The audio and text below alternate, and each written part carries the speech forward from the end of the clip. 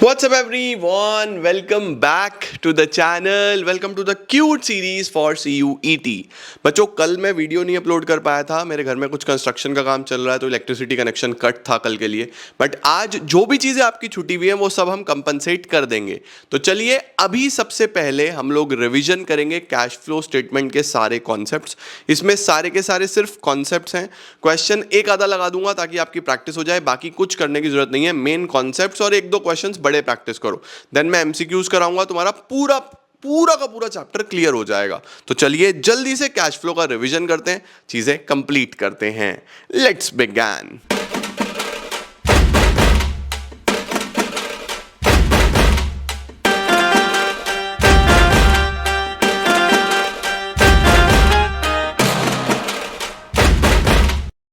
चलो यार शुरू करते हैं, जल्दी जल्दी से मेरे साथ साथ हेडिंग डाल दो, कैश फ्लो स्टेटमेंट। बच्चों एक ही स्लाइड पे पूरा का पूरा कैश फ्लो रिवाइज कराने की कोशिश करूंगा और मुझे उम्मीद है आपका बहुत अच्छे तरीके से हो भी जाएगा, ठीक है। और जो बच्चे पहली बार पढ़ रहे हैं उनको भी समझ में आएगा, तो कोई दिक्कत वाली बात नहीं है। देखो बच्चों, कैश फ्लो स्टेटमेंट क्यों इंपॉर्टेंट है, सबसे पहले यहां से बात बनती है। बाबू हमारा जो प्रॉफिट एंड लॉस अकाउंट होता है, ये प्रॉफिट एंड लॉस अकाउंट हमें यहां पे नेट प्रॉफिट दिखाता है, ठीक है। अब ये नेट प्रॉफिट के अंदर क्या क्या चीजें आई, इधर बेटा हमारी सारी की सारी सेल्स आ गई, सारी की सारी इनकम्स आ गई, इधर हमारे सारे के सारे खर्चे आ गए। तो जब हम ये सेल सारी इनकम जोड़ के सारे के सारे खर्चे माइनस कर देते हैं तो ये नेट प्रॉफिट आ जाता है, राइट। अब एज्यूम करता हूं मैं आपकी सेल है 5 लाख की, एज्यूम कर रहा हूं मैं आपकी सेल है 5 लाख की, अदर इनकम 5 लाख की, खर्चे आपके 8 लाख के, तो आपको 2 लाख रुपए का नेट प्रॉफिट दिखाई दे रहा है। आपको 2 लाख रुपए का नेट प्रॉफिट दिखाई दे रहा है बेटा, तो आपको लग रहा है कि हाँ यार बहुत बढ़िया, 2 लाख रुपए का नेट प्रॉफिट जेब में आ रहा है, राइट। बट प्रॉब्लम यहां पे क्या है कि ये नेट प्रॉफिट से आपको ये नहीं पता चल रहा कि आपके पास कैश है या नहीं है। सर ऐसे कैसे पता नहीं चल रहा? देखो एक बात समझो, सपोज इस 5 लाख की सेल में 4 लाख क्रेडिट सेल हुई, 4 लाख उधार की सेल हुई, तो आपके पास 1 लाख रुपए तो सेल से आए, 5 लाख रुपए आपके पास अदर इनकम से आए, तो कैश तो आपके पास 6 लाख ही था। आपने 8 लाख के खर्चे भी कर दिए, तो बल्कि जेब से और 2 लाख चले गए तुम्हारे फिलहाल। ये 4 लाख तो अभी आए नहीं ना बेटा, ये तो उधार है। तो पीएनएल देख के ये नहीं पता चलता कि मेरे पास कैश है या नहीं है। तो कैश को देखने के लिए जो स्टेटमेंट बनाया जाता है उसको बोलते हैं कैश फ्लो स्टेटमेंट, ठीक है। अब ये जो कैश फ्लो स्टेटमेंट है ये क्या दिखाता है बच्चों? ये दिखाता है कि मेरे पास इस साल में कितना कैश आया है या कितना कैश गया है, ठीक है। एज्यूम करो कि मेरे पास ओपनिंग में यानी साल के शुरू में जो कैश था वो था 80,000 रुपए का, और साल के लास्ट तक जाते जाते, क्लोजिंग तक जाते जाते जो कैश हो गया बेटा जी वो हो गया 2 लाख रुपए का।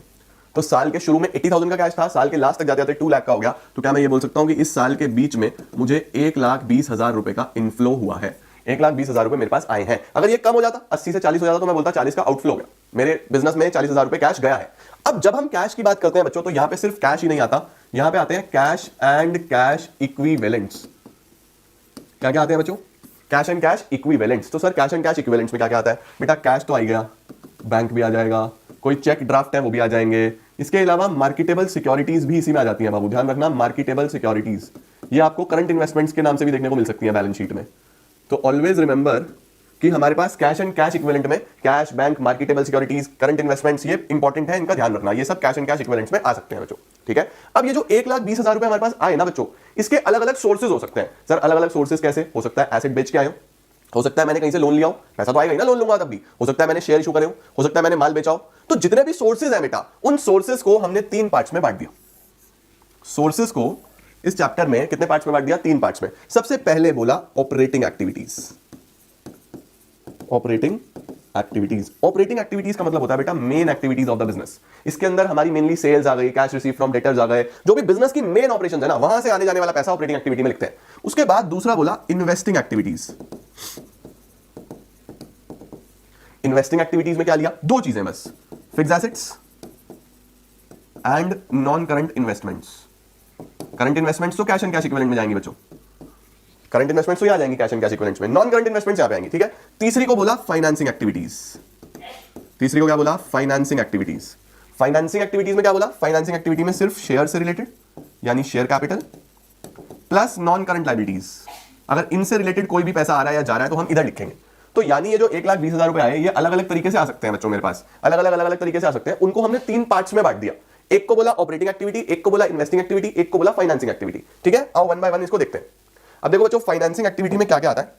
फाइनेंसिंग एक्टिविटी में कहीं पे पैसा आ सकता है, कहीं पे पैसा जा सकता है। अब सर फाइनेंसिंग एक्टिविटी में है क्या क्या? शेयर्स है और लायबिलिटीज है। तो पैसा कब कब आएगा? सबसे पहले अगर हमने शेयर इशू करे, इशू ऑफ शेयर्स, तो पैसा आ जाएगा, ये मैं प्लस में लिख रहा हूं, जो माइनस वाली है उसको ब्रैकेट्स में लिखूंगा, ठीक है। सपोज हमें इस तरीके से कुछ बैलेंस शीट दिया हुआ है कंपनी का ऐसा बैलेंस शीट होता है ना बच्चों, मैंने आपको बैलेंस शीट पढ़ाया, इक्विटी एंड लायबिलिटी, इसके अंदर शेयर होल्डर फंड, फिर नॉन करंट लायबिलिटी, फिर करंट लायबिलिटी, फिर एसेट्स में नॉन करंट एसेट्स, फिर करंट एसेट्स, राइट। अब सपोज ऐसे लिखा हुआ है current year previous year, suppose यहां पे है शेयर जो है पिछले साल 1 लाख की थी शेयर कैपिटल और इस साल शेयर कैपिटल 150 की हो गई। आपको ऐसे बैलेंस शीट को कंपेयर करना होता है कि पिछले साल 1 लाख की शेयर कैपिटल थी, अभी 150 हो गई, 50,000 से बढ़ गई ना, यानी पैसा आया होगा। तो हमने यहां पे बहुत क्लियरली लिख दिया इशू ऑफ शेयर्स, ठीक है। ऐसे ही शेयर्स हो सकता है, प्रेफरेंस शेयर्स हो सकता है इक्विटी शेयर्स हो, तो दोनों यहीं पे आएंगे, ठीक है। तो इशू ऑफ शेयर्स में इक्विटी और प्रेफरेंस दोनों आ जाएंगे। अब शेयर तो बेटा हो सकता है शेयर आपका प्रीमियम पे हो, तो अगर शेयर पे कोई सिक्योरिटी प्रीमियम हुआ तो वो भी यहीं आएगा,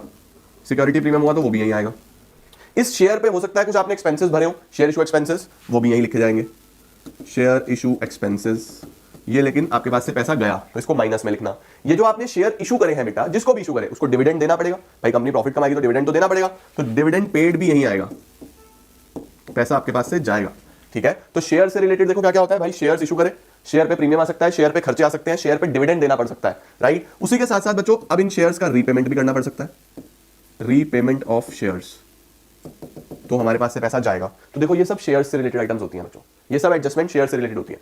अब नॉन करंट लायबिलिटी, लोन से रिलेटेड क्या क्या हो सकता है इशू ऑफ डिवेंचर्स, आपने डिवेंचर इशू करे हो, ये बैलेंस शीट में यहाँ पे नॉन करंट लायबिलिटी में होंगे, पिछले साल सपोज 2 लाख, इस साल सपोज 3 लाख, तो बढ़ गया ना लोन, तो हमने डिवेंचर इशू करे होंगे, राइट। इसी तरीके से बैंक लोन हो सकता है, बड़ा हुआ प्रोसीड्स फ्रॉम बैंक लोन, वो भी बच्चों यहीं पे आएगा, राइट। अगर ये कम हो गया तो यानी आपने पेमेंट करा, तो redemption of debentures, redemption of debenture, पैसा जाएगा। Repayment of bank loan, repayment of bank loan, पैसा जाएगा बच्चों। अगर आपने लोन लिया है तो इस पे इंटरेस्ट भी चुकाना पड़ेगा, तो इंटरेस्ट पेड भी यहीं पे आ जाएगा, इंटरेस्ट पेड भी यहीं पे आएगा बेटा जी। तो दिस इज हाउ बेटा हमारे पास यहाँ पे या प्लस में या माइनस में वैल्यू आ सकती है। तो फाइनेंसिंग एक्टिविटी में मेनली ये चीजें होती हैं। कुछ छोटी छोटी चीजें और हैं जो आपको खास तौर पे ध्यान रखनी है, जैसे bank overdraft, although current liability में दिया होता है लेकिन आपको मानना यहीं पे है इसको भी, ये एक्सेप्शन है बच्चों। तो ये कुछ छोटे छोटे एक्सेप्शन है तो याद रखना है। बैंक ओवरड्राफ्ट हो गया, पब्लिक डिपॉजिट्स हो गया, ये सब बच्चों हमारे लोन्स हैं, कैश क्रेडिट हो गया, उसको भी यहीं लेके चलना, यही मान के चलना। बढ़ गया तो पैसा आया पॉजिटिव में लिखना, कम हो गया तो पेमेंट करा माइनस में लिख देना। ये सब बच्चों फाइनेंसिंग एक्टिविटीज में आएगा। देखो फाइनेंसिंग में यही चलेगा, बस इतना तुमने समझ लिया ना, याद मत करो, समझ लो बस कि शेयर और डिवेंचर से रिलेटेड, लोन से रिलेटेड सारी चीजें यहां नहीं है। डन। आओ अब देखो इन्वेस्टिंग में क्या क्या आता है। इन्वेस्टिंग एक्टिविटी में सर क्या क्या आएगा। इन्वेस्टिंग में देखो बच्चों, यहां भी मैंने आपको 2 चीजें लिखवाई हुई हैं, फिक्स्ड एसेट्स और non current investments. Fixed asset से रिलेटेड और नॉन करंट इन्वेस्टमेंट से रिलेटेड सब चीजें यहां आएंगी। जैसे सबसे पहले परचेज ऑफ एसेट, ठीक है, या फिर सेल ऑफ एसेट। भाई एसेट खरीदा तो पैसा गया, एसेट बेचा तो पैसा आया। इसी तरीके से purchase of non current investment, पैसा गया, sale of non current investment, पैसा आया। तो बच्चों देखो नॉन करंट इन्वेस्टमेंट हो, एसेट हो, कोई भी प्लांट मशीनरी लैंड बिल्डिंग कुछ भी, परचेज सेल सब यही दिखाओगे, ठीक है। अब बच्चों अगर आपके पास कोई एसेट है, आपके पास कोई इन्वेस्टमेंट है, तो इससे आपको क्या मिल सकता है। इससे आपको इंटरेस्ट मिल सकता है, इंटरेस्ट रिसीव्ड। इससे आपको डिविडेंड मिल सकता है, डिविडेंड रिसीव्ड, है ना बेटा। अब आपको हो सकता है आपने कोई एसेट अपना रेंट पे दिया हुआ हो, रेंट रिसीव्ड। तो बच्चों ये सारी की सारी चीजें इन्वेस्टिंग एक्टिविटी में आपको देखने को मिलेगी। आंसर पॉजिटिव भी आ सकता है, नेगेटिव भी आ सकता है, तो मैंने दोनों लिख दिए। तो फाइनेंसिंग में मेनली ये चीजें हैं, इन्वेस्टिंग में मेनली ये चीजें हैं। अब ये परचेज सेल कई बार आपको फाइंड करना पड़ता है, ढूंढना पड़ता है, वो कैसे ढूंढना पड़ता है मैं वो भी बताऊंगा। ठीक हो गया बच्चों, ये इन्वेस्टिंग एक्टिविटीज का हो गया हमारा काम। फिर से सारा याद मत करना, मेनली ये पकड़ लो 2 चीजें, फिक्स्ड एसेट्स और नॉन करंट इन्वेस्टमेंट से रिलेटेड सारी चीजें आएंगी। उसके बाद बच्चों देखो ऑपरेटिंग एक्टिविटीज। अब ऑपरेटिंग एक्टिविटी सबसे इंपॉर्टेंट है। इसके अंदर आपको क्या क्या चीजें लेनी है। सबसे पहले ध्यान में रखना नेट प्रॉफिट बिफोर टैक्स। आपको सबसे पहले यहां पे नेट प्रॉफिट बिफोर टैक्स लेना है। फिर आपको चाहिए नेट प्रॉफिट से ऑपरेटिंग प्रॉफिट। नेट प्रॉफिट से कहां पे जाओगे, ऑपरेटिंग प्रॉफिट पे जाओगे। फिर आपको ऑपरेटिंग प्रॉफिट से कहां पे जाना है, कैश जनरेटेड पे जाना है, कैश जनरेटेड फ्रॉम ऑपरेशंस। ये मेन 3 चीज है बेटा जो आपको ऑपरेटिंग एक्टिविटी में ढूंढनी है। सबसे पहले क्या है, net profit before tax. Sir ये नेट प्रॉफिट बिफोर टैक्स कैसे निकलता है। नेट प्रॉफिट बिफोर टैक्स निकालने के लिए बच्चों एक छोटा सा फॉर्मूला होता है, करंट ईयर का प्रॉफिट माइनस प्रीवियस ईयर का प्रॉफिट प्लस टिप। मैंने आपको याद कराया ये प्लस टिप। टी का मतलब ट्रांसफर टू रिजर्व, यानी इस साल आपने जितना भी पैसा रिजर्व में ट्रांसफर करा है वो आएगा। इंटरिम डिविडेंड, साल के बीच में अगर कोई डिविडेंड दिया है तो वो भी इसमें जोड़ो क्योंकि वो भी प्रॉफिट से दिया जाता है। प्रपोज डिविडेंड, आपने कोई डिविडेंड अगले साल के लिए प्रपोज किया है तो वो भी आप प्रॉफिट से निकाल के साइड में रख लेते हो, वो भी ऐड बैक करो। प्रोविजन फॉर टैक्स, अगर आपने कोई प्रोविजन बनाया है बच्चों टैक्स के लिए तो वो भी इसमें ऐड बैक करो। तो करंट ईयर का प्रॉफिट माइनस प्रीवियस ईयर का प्रॉफिट, एक वैल्यू आ जाएगी। इसमें 1 2 3 4 ये 4 चीजें जोड़ो, इसमें से माइनस कर दो रिफंड ऑफ टैक्स। अगर कोई टैक्स रिफंड आया है तो वो हटा दो यहां से, तो आपके पास यहां पे सीधा सीधा एनपीबीटी कैलकुलेट हो जाएगा, net profit before tax calculate हो जाएगा। इसको आपको यहां पे लिखना है। एनपीबीटी कैसे निकलेगा? Current year minus previous year plus TIPP, transfer to reserve, interim dividend, proposed dividend, provision for tax, minus कर दो रिफंड ऑफ टैक्स। ठीक है, अब सुनो, नेट प्रॉफिट से ऑपरेटिंग प्रॉफिट पे जाने के लिए हमें कुछ एडजस्टमेंट्स करनी पड़ती हैं बच्चों। क्या एडजस्टमेंट्स करनी पड़ेंगी? ऐड करेंगे नॉन कैश और non operating expenses and losses, और लेस क्या करोगे? Non cash non operating incomes and gains. लो बेटा, तो नेट प्रॉफिट से ऑपरेटिंग प्रॉफिट पे जाने के लिए non cash non operating expenses आपको ऐड बैक करने हैं और non cash non operating income आपको लेस करनी है। ठीक है, अब मैं सबसे पहले आपको नॉन कैश बता दूं क्या क्या होता है। नॉन कैश में बेटा मेनली दो चीजें आती हैं, एक तो डेप्रीसिएशन करंट ईयर का, ये आपको ऐड करना है। दूसरा बेटा हमारा होता है गुडविल रिटर्न ऑफ। तो अगर डेप्रीसिएशन आ जाए या गुडविल राइट ऑफ आ जाए ये, और उसके साथ साथ तीसरा होता है प्रोविजन फॉर डाउटफुल डेट्स। कोई भी प्रोविजन बनाए, provision for doubtful debts, provision for repair, इस तरीके का कोई प्रोविजन अगर बनाए तो वो भी नॉन कैश आइटम होती है। आपकी जेब से पैसा नहीं गया लेकिन प्रॉफिट को कम कर दिया, तो सही करने के लिए जोड़ना चाहिए। ऐसे ही डेप्रीसिएशन, ऐसे ही गुडविल रिटर्न ऑफ, ये आपको यहाँ पे ऐड बैक करने हैं। अब नॉन ऑपरेटिंग कौन कौन सी चीजें होती है बच्चों?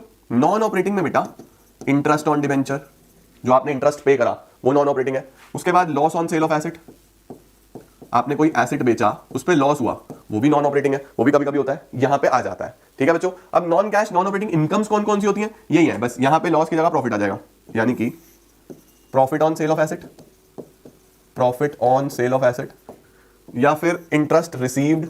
अगर आपको इंटरेस्ट रिसीव हो गया तो नीचे माइनस करोगे, ऊपर प्लस करोगे, कभी कभी होता है ना। तो ये बस मेनली यही एडजस्टमेंट्स है, मेनली यही आपको देखने को मिलेंगी, दिमाग में सेट होनी चाहिए। नेट प्रॉफिट से ऑपरेटिंग प्रॉफिट पे आने के लिए ये एडजस्टमेंट्स आपको पता होनी चाहिए। अभी जैसे जैसे क्वेश्चन करोगे बहुत फैमिलियर हो जाओगे, बहुत ईजी हो जाएगा। अभी फॉर्मेट अच्छे से रिवाइज कर लो एक बार। ठीक है, अब देखो आप नेट प्रॉफिट से ऑपरेटिंग प्रॉफिट पे आ गए, ये सारी एडजस्टमेंट्स कुछ यहां ऐड करी, कुछ यहां लेस करी, ये करके आप यहां आ गए ऑपरेटिंग प्रॉफिट पे। ठीक है, अब आपको क्या करना है बच्चों? करंट एसेट्स और करंट लायबिलिटीज एडजस्ट करनी है। ऐड क्या होगा, लेस क्या होगा, ध्यान रखना। करंट लायबिलिटी जैसा हुआ है वैसा कर दो। अगर करंट लायबिलिटी बढ़ गई तो आप भी ऐड कर दो, करंट लायबिलिटी घट गई तो आप भी लेस कर दो। भाई तुम्हारी करंट लायबिलिटी है, सपोज कोई क्रेडिटर है, तुमने उसका पेमेंट कर दिया तो जेब से पैसा गया ना, तो लेस करो, बढ़ा तो ऐड करो। ठीक है, एसेट में उल्टा होगा बच्चों, करंट एसेट अगर कम हो गया तो ऐड करना, करंट एसेट अगर बढ़ गया तो लेस करना। ठीक है, इसमें उल्टा चलेगा, तो ध्यान रखना। करंट एसेट्स और करंट लायबिलिटीज यहां पे आती हैं, करंट एसेट्स और करंट लायबिलिटीज यहां पे आती हैं बच्चों। ओके, तो ये ऐड का वाली चीजें, ये लेस वाली चीजें, एक अमाउंट बाहर निकालो, फिर इसमें ये अमाउंट एडजस्ट करके कैश जनरेटेड फ्रॉम ऑपरेशंस आ जाएगा। यहां से लेस करना इनकम टैक्स, इनकम टैक्स बच्चों यहां से लेस कर देना, वैल्यू बाहर। ये आपका ऑपरेटिंग एक्टिविटी का आंसर आ जाएगा। तो ऑपरेटिंग एक्टिविटी में सबसे पहले बाबू नेट प्रॉफिट, नेट प्रॉफिट में नॉन कैश नॉन ऑपरेटिंग वाली आइटम्स एडजस्ट करनी है, वहां से ऑपरेटिंग प्रॉफिट पे पहुंचोगे। ऑपरेटिंग प्रॉफिट में करंट एसेट्स और करंट लायबिलिटीज एडजस्ट करनी है, वहां से कैश जनरेटेड पे पहुंचोगे। उसमें से इनकम टैक्स माइनस करना है, फाइनल वैल्यू बाहर। फाइनल वैल्यू बच्चों तुम्हारी बाहर आ जाएगी। ठीक है, ओके। तो सबसे पहले तो ये तुम्हारा मेन फॉर्मेट है, मेन एक्टिविटीज है, जिसका तुमको स्क्रीनशॉट ले लेना है। लो जल्दी से, पूरी की पूरी कैश फ्लो में मेन चीज यही है, इसका स्क्रीनशॉट ले लो। डन। अब देखो, जैसे तुम्हारी ये बैलेंस शीट होती है, ठीक है। अब बैलेंस शीट में देखो मेन चीज अपने माइंड में एकदम सेट कर लो, मतलब तुम लोग को एकदम जैसे जैसे क्वेश्चंस करोगे इजी होता चला जाएगा। देखो क्या क्या है, सपोज शेयर होल्डर फंड है, शेयर होल्डर फंड में मेन दो चीजें होती हैं, शेयर कैपिटल और रिजर्व्स एंड सरप्लस। देखो मेनली ये दो चीजें होती हैं, share capital, reserves and surplus. Share capital बच्चों फाइनेंसिंग एक्टिविटी का पार्ट है, रिजर्व्स एंड सरप्लस से हमेशा नेट प्रॉफिट बिफोर टैक्स निकलेगा, एनपीबीटी। भाई जितना प्रॉफिट है वो तो ऑपरेटिंग एक्टिविटीज का पार्ट ही होना चाहिए ना, तो एनपीबीटी निकलेगा। नॉन करंट लायबिलिटीज में मेनली लोन्स होते हैं या डिवेंचर्स होते हैं, तो ये फाइनेंसिंग एक्टिविटी का पार्ट है। करंट लायबिलिटी मैंने आपको बता ही दिया, ऑपरेटिंग एक्टिविटीज में एडजस्ट होता है। करंट एसेट्स और करंट लायबिलिटी का एडजस्ट होते हैं ऑपरेटिंग एक्टिविटीज में। फिर नॉन करंट एसेट्स, इसमें बेटा सारे के सारे एसेट्स इन्वेस्टमेंट्स होती हैं, तो ये इन्वेस्टिंग एक्टिविटी में एडजस्ट होता है। करंट एसेट्स ऑपरेटिंग एक्टिविटी में एडजस्ट होता है। हो गया काम खत्म। कैश फ्लो में यही है बच्चों, देखो बैलेंस शीट दी होगी, बैलेंस शीट में मेन 5 हेड है, share holder fund, non current liability, current liability, non current asset, current assets. Current asset operating activity में एडजस्ट होंगे, non current assets investing activity में एडजस्ट होंगे, करंट लायबिलिटी ऑपरेटिंग में, non current liability हमारे पास financing में, और equity and liability में जो शेयर्स हैं वो तो हमारे फाइनेंसिंग में, रिजर्व्स एंड सरप्लस एनपीबीटी में बच्चों। डन। क्या बात है सर, इसका भी स्क्रीनशॉट लो जल्दी से, जल्दी से स्क्रीनशॉट लेते चलो। अब मैं तुमको कराता हूं बच्चों सारी की सारी एडजस्टमेंट्स। अब हम करेंगे एडजस्टमेंट्स। सर इसके अंदर कितनी एडजस्टमेंट्स आ सकती हैं, कौन कौन सी एडजस्टमेंट्स आ सकती हैं बच्चों? Adjustment number 1, proposed dividend. Proposed dividend बेटा तुम्हें बैलेंस शीट के नीचे दिया हुआ होगा कॉन्टिंजेंट लायबिलिटी में। कहां दिया होगा? कॉन्टिंजेंट लायबिलिटी में। तो आपको क्या करना है, उसमें करंट ईयर वाला बिल्कुल इग्नोर कर देना है। करंट ईयर वाला देखते ही काटा मार देना, दिखाई भी नहीं देना चाहिए। जो प्रीवियस ईयर वाला है उसी को आप डिविडेंड पेड मानोगे, डिविडेंड पेड है तो फाइनेंसिंग एक्टिविटी में माइनस होगा। इसी को आप डिविडेंड प्रपोज्ड मानोगे, प्रपोज्ड डिविडेंड टिप का पार्ट है, TIPP, transfer to reserve, interim dividend, proposed dividend, तो ये NPBT में प्लस होगा। ठीक है, तो प्रपोज्ड डिविडेंड में ध्यान रखना, करंट ईयर वाला इग्नोर, प्रीवियस ईयर वाला वही डिविडेंड पेड वही डिविडेंड प्रपोज्ड। ठीक है, एक एडजस्टमेंट होती है बाबू इंटरेस्ट पेड, नीचे दिया होता है इंटरेस्ट पेड, तो इंटरेस्ट को क्या करना है, फाइनेंसिंग एक्टिविटी में माइनस होगा, ऑपरेटिंग एक्टिविटी में वही प्लस होगा। क्यों? क्योंकि नॉन ऑपरेटिंग आइटम है बेटा इंटरेस्ट पेड। ठीक है, इसी तरीके से अगर इंटरेस्ट रिसीव्ड हुआ, इसी तरीके से अगर इंटरेस्ट रिसीव्ड हुआ, इंटरेस्ट आपको मिला, कब मिलता है? इन्वेस्टमेंट्स पे, तो इन्वेस्टिंग एक्टिविटी में प्लस होगा और ऊपर ऑपरेटिंग एक्टिविटी में लेस होगा, क्योंकि नॉन ऑपरेटिंग होता है इंटरेस्ट मिलना भी, तो इस बात का ध्यान रखना। ठीक है, इसके बाद बच्चों हमारे पास आता है प्रोविजन फॉर टैक्स।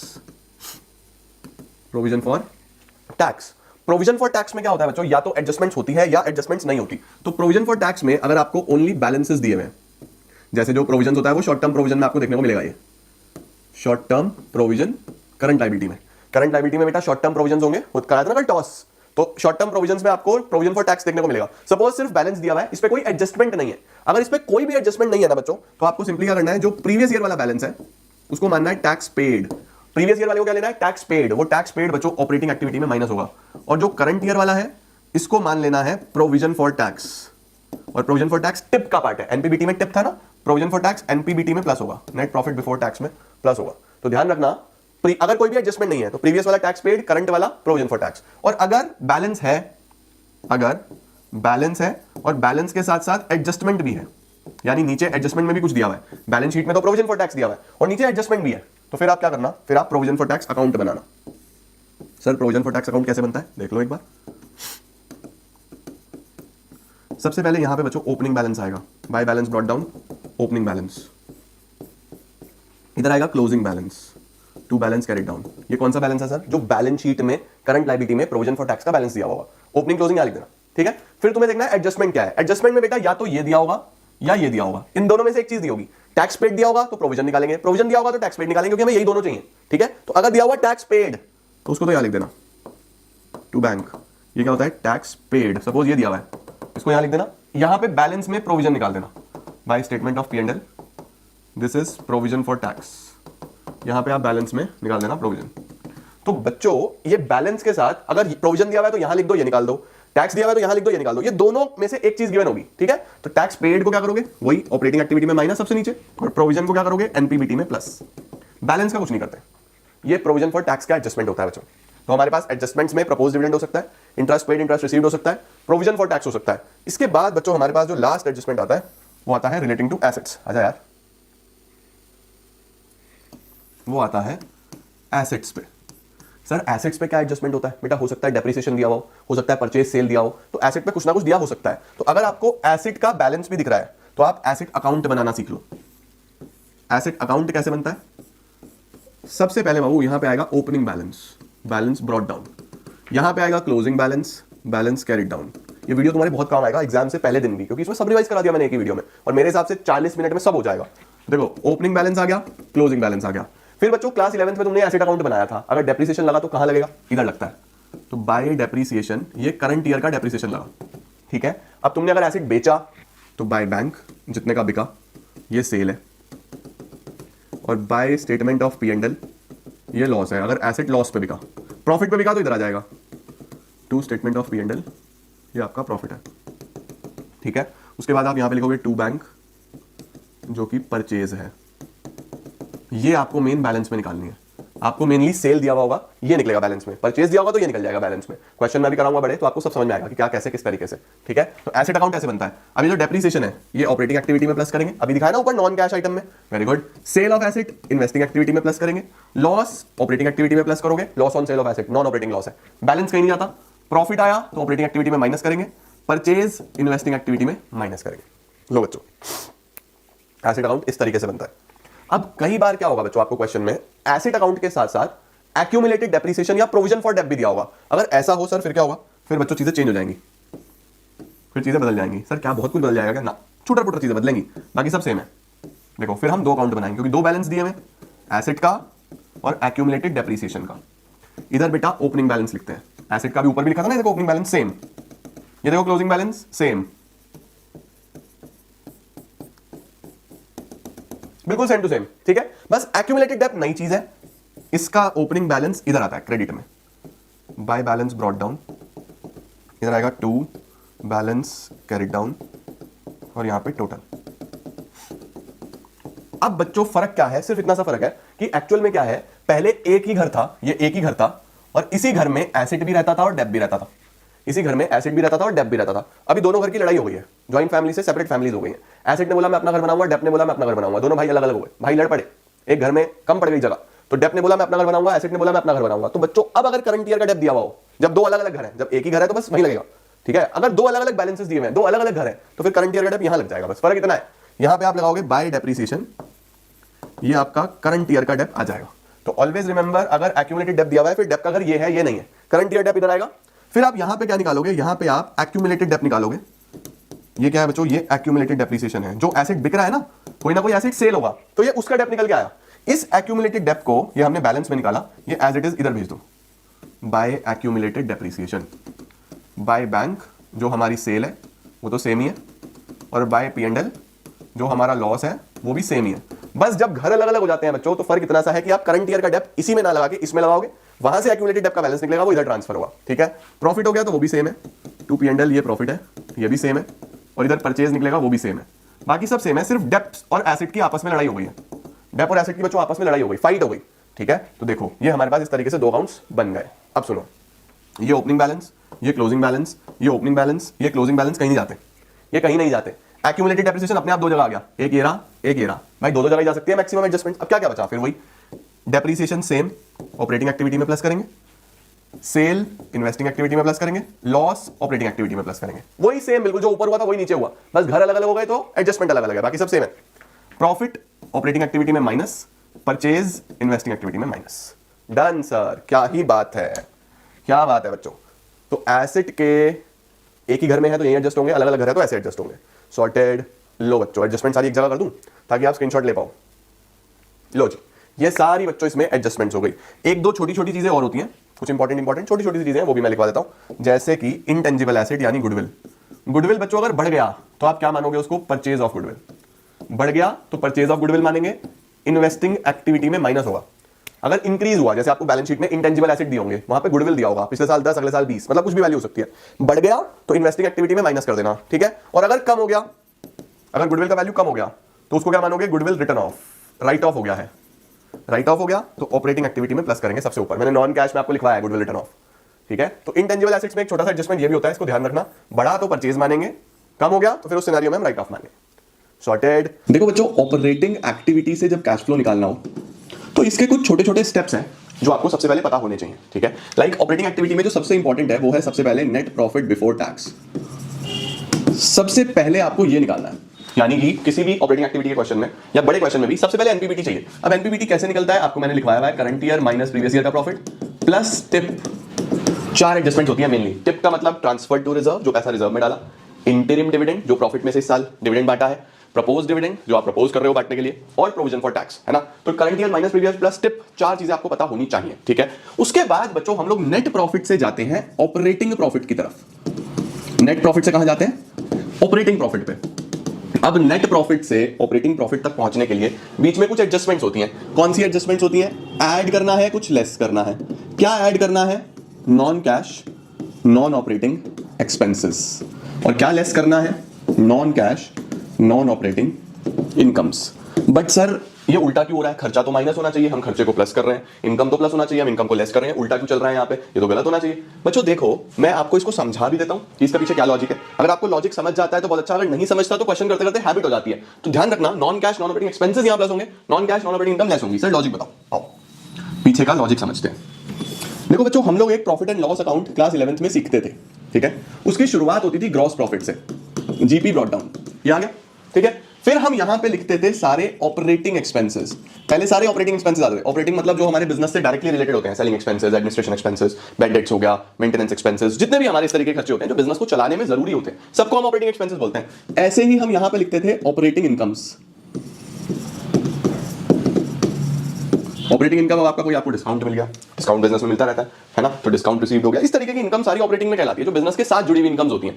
अब यहां पे जो प्रॉफिट आएगा पहले, उसको हम ऑपरेटिंग प्रॉफिट बोलते थे, कि इन दोनों को प्लस करेंगे, ये माइनस करेंगे, ये जो वैल्यू आएगी this will be operating profit. ठीक है, फिर आपको क्या करना है, इस ऑपरेटिंग प्रॉफिट को नीचे ले आना है bye operating profit dot down. ये नीचे आ गया, ऑपरेटिंग प्रॉफिट नीचे आ गया। अब इस ऑपरेटिंग प्रॉफिट के बाद हम यहां पे लिखते हैं नॉन ऑपरेटिंग एक्सपेंसेस।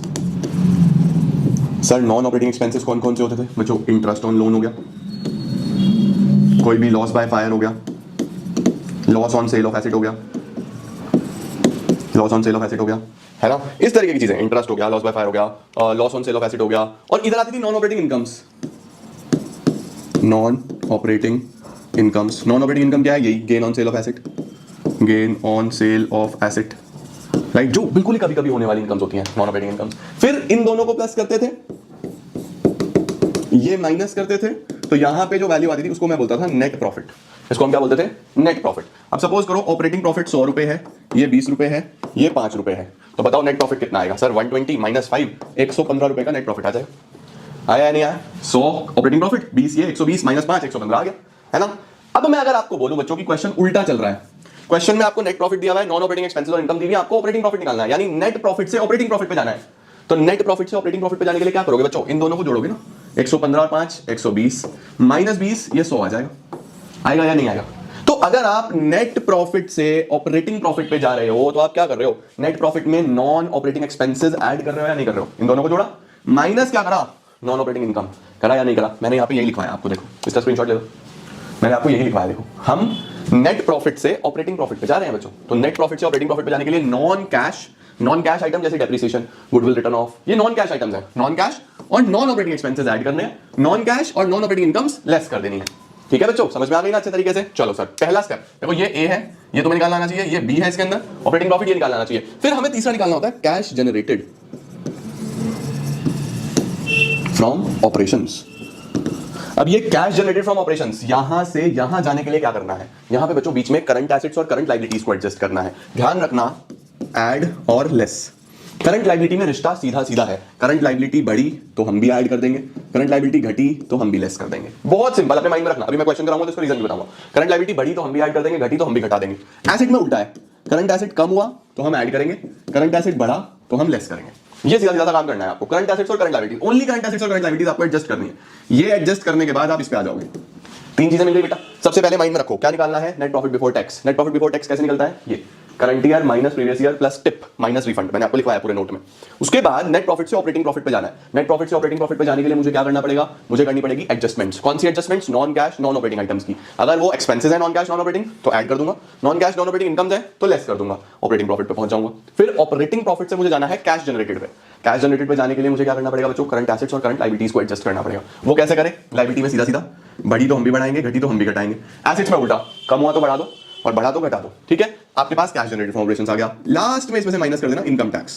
सिंपल भाई, जो साल में इनकम पे टैक्स दिया होगा, पैसा तो गया होगा, वो भी माइनस कर दो, cash flow from operating activity आ जाएगा।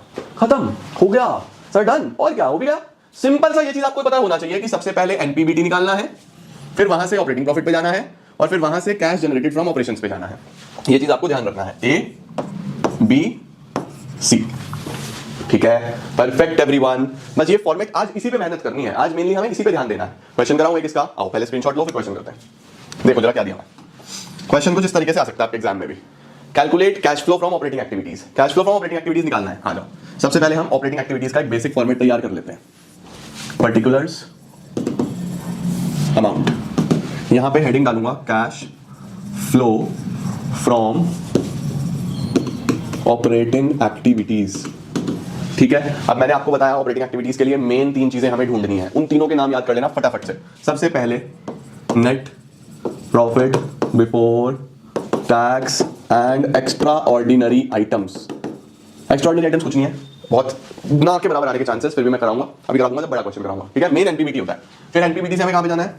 ऑपरेटिंग प्रॉफिट पे। एनपीबीटी से ऑपरेटिंग प्रॉफिट पे जाना है, ऑपरेटिंग प्रॉफिट से कहां पे जाना है? Cash generated from operations. ये हमारा बच्चों मेन तीन चीजें हैं जो हमें कैलकुलेट करनी है। ये मेन तीन है इसके अंदर, NPBT, operating profit, cash generated from operations. अब देखते हैं क्या एनपीबीटी निकालना है या गिवन है। देखो क्वेश्चन में दिया हुआ है company made a profit of 5 lakh after all adjustment. बच्चों करंट ईयर का प्रॉफिट ही दिया हुआ है, हमें बहुत सारी चीजें नहीं दी हुई, सिर्फ करंट ईयर का प्रॉफिट ही दिया हुआ है, तो हम यही यूज करेंगे। कितना? 5 लाख रुपीस, 5 लाख का प्रॉफिट दिया हुआ है। चलो बहुत अच्छा हो गया। तो तो एनपीबीटी मेरा 5 लाख रुपए आ गया। अब मैं क्या करने वाला हूं, मुझे यहाँ पे कुछ एडजस्टमेंट्स दिखाई दे रही हैं, कुछ एडजस्टमेंट्स हैं और कुछ यहाँ पे आउटस्टैंडिंग एक्सपेंसेस। क्या होता है बच्चों, आउटस्टैंडिंग एक्सपेंसेस हमारे पास current liability, trade payable current liability, prepaid expenses current asset, trade receivable current assets, current asset और करंट लायबिलिटी भी दिए हुए हैं। ठीक है, ओके। आओ कुछ बेसिक काम कर ले। जैसे यहाँ पे लिख दूं adjustments for non cash and non operating items, है ना। कुछ चीजें ऐड होंगी, कुछ चीजें लेस होंगी, अभी देख लेंगे। और यहाँ पे हम करंट एसेट्स और करंट लायबिलिटी कुछ ऐड होंगी, कुछ लेस होंगी, देखते हैं। चलो सबसे पहले क्या क्या दिया हुआ है बेटा, gain on sale of land. Gain on sale of land sir ये तो नॉन ऑपरेटिंग इनकम हो गया। Gain on sale of land एक नॉन ऑपरेटिंग इनकम है। आ जाओ लेस करते हैं, 7500 gain on sale of land, 7500 ये तो माइनस में आएगा। ठीक है, और क्या दिया हुआ है, goodwill return of. Goodwill return of बच्चों ये हमारा एक non cash non operating expense है। एक्सपेंस लॉस को ऐड बैक करना है तो उसको ऐड बैक करते हैं। Goodwill return of 5000 add back होगा, गुडविल रिटर्न ऑफ 5000। चलो सर ये भी हो गया। Then depreciation. डेप्रीसिएशन बच्चों हमारे पास एक नॉन कैश एक्सपेंस लॉस की कैटेगरी में आता है, इसको ऐड कर देंगे। डेप्रीसिएशन 50,000 रुपए ऐड कर देंगे, नॉन कैश आइटम है ना बच्चों, डेप्रीसिएशन को भी ऐड करेंगे। 50,000 डेप्रीसिएशन ऐड करें। सर डेप्रीसिएशन क्यों ऐड हो रहा है, देखो इसीलिए ऐड हो रहा है, प्रॉफिट एंड लॉस अकाउंट के डेबिट साइड में लिखा जाता है। डेबिट का मतलब कि हमारी जेब से पैसा गया, जबकि पैसा तो कोई भी नहीं गया। डेप्रीसिएशन तो एक नॉन कैश आइटम है ना, पैसा तो कहीं भी नहीं गया और प्रॉफिट को इसने कम कर दिया, तो सही वैल्यू पे आने के लिए वापस ऐड बैक करें ना, इसीलिए ऐड करा गया। इसके बाद loss on sale of asset, loss on sale of plant machinery 20,000, ये भी नॉन ऑपरेटिंग लॉस है, जोड़ेंगे इसको भी 20,000, इसको भी जोड़ो।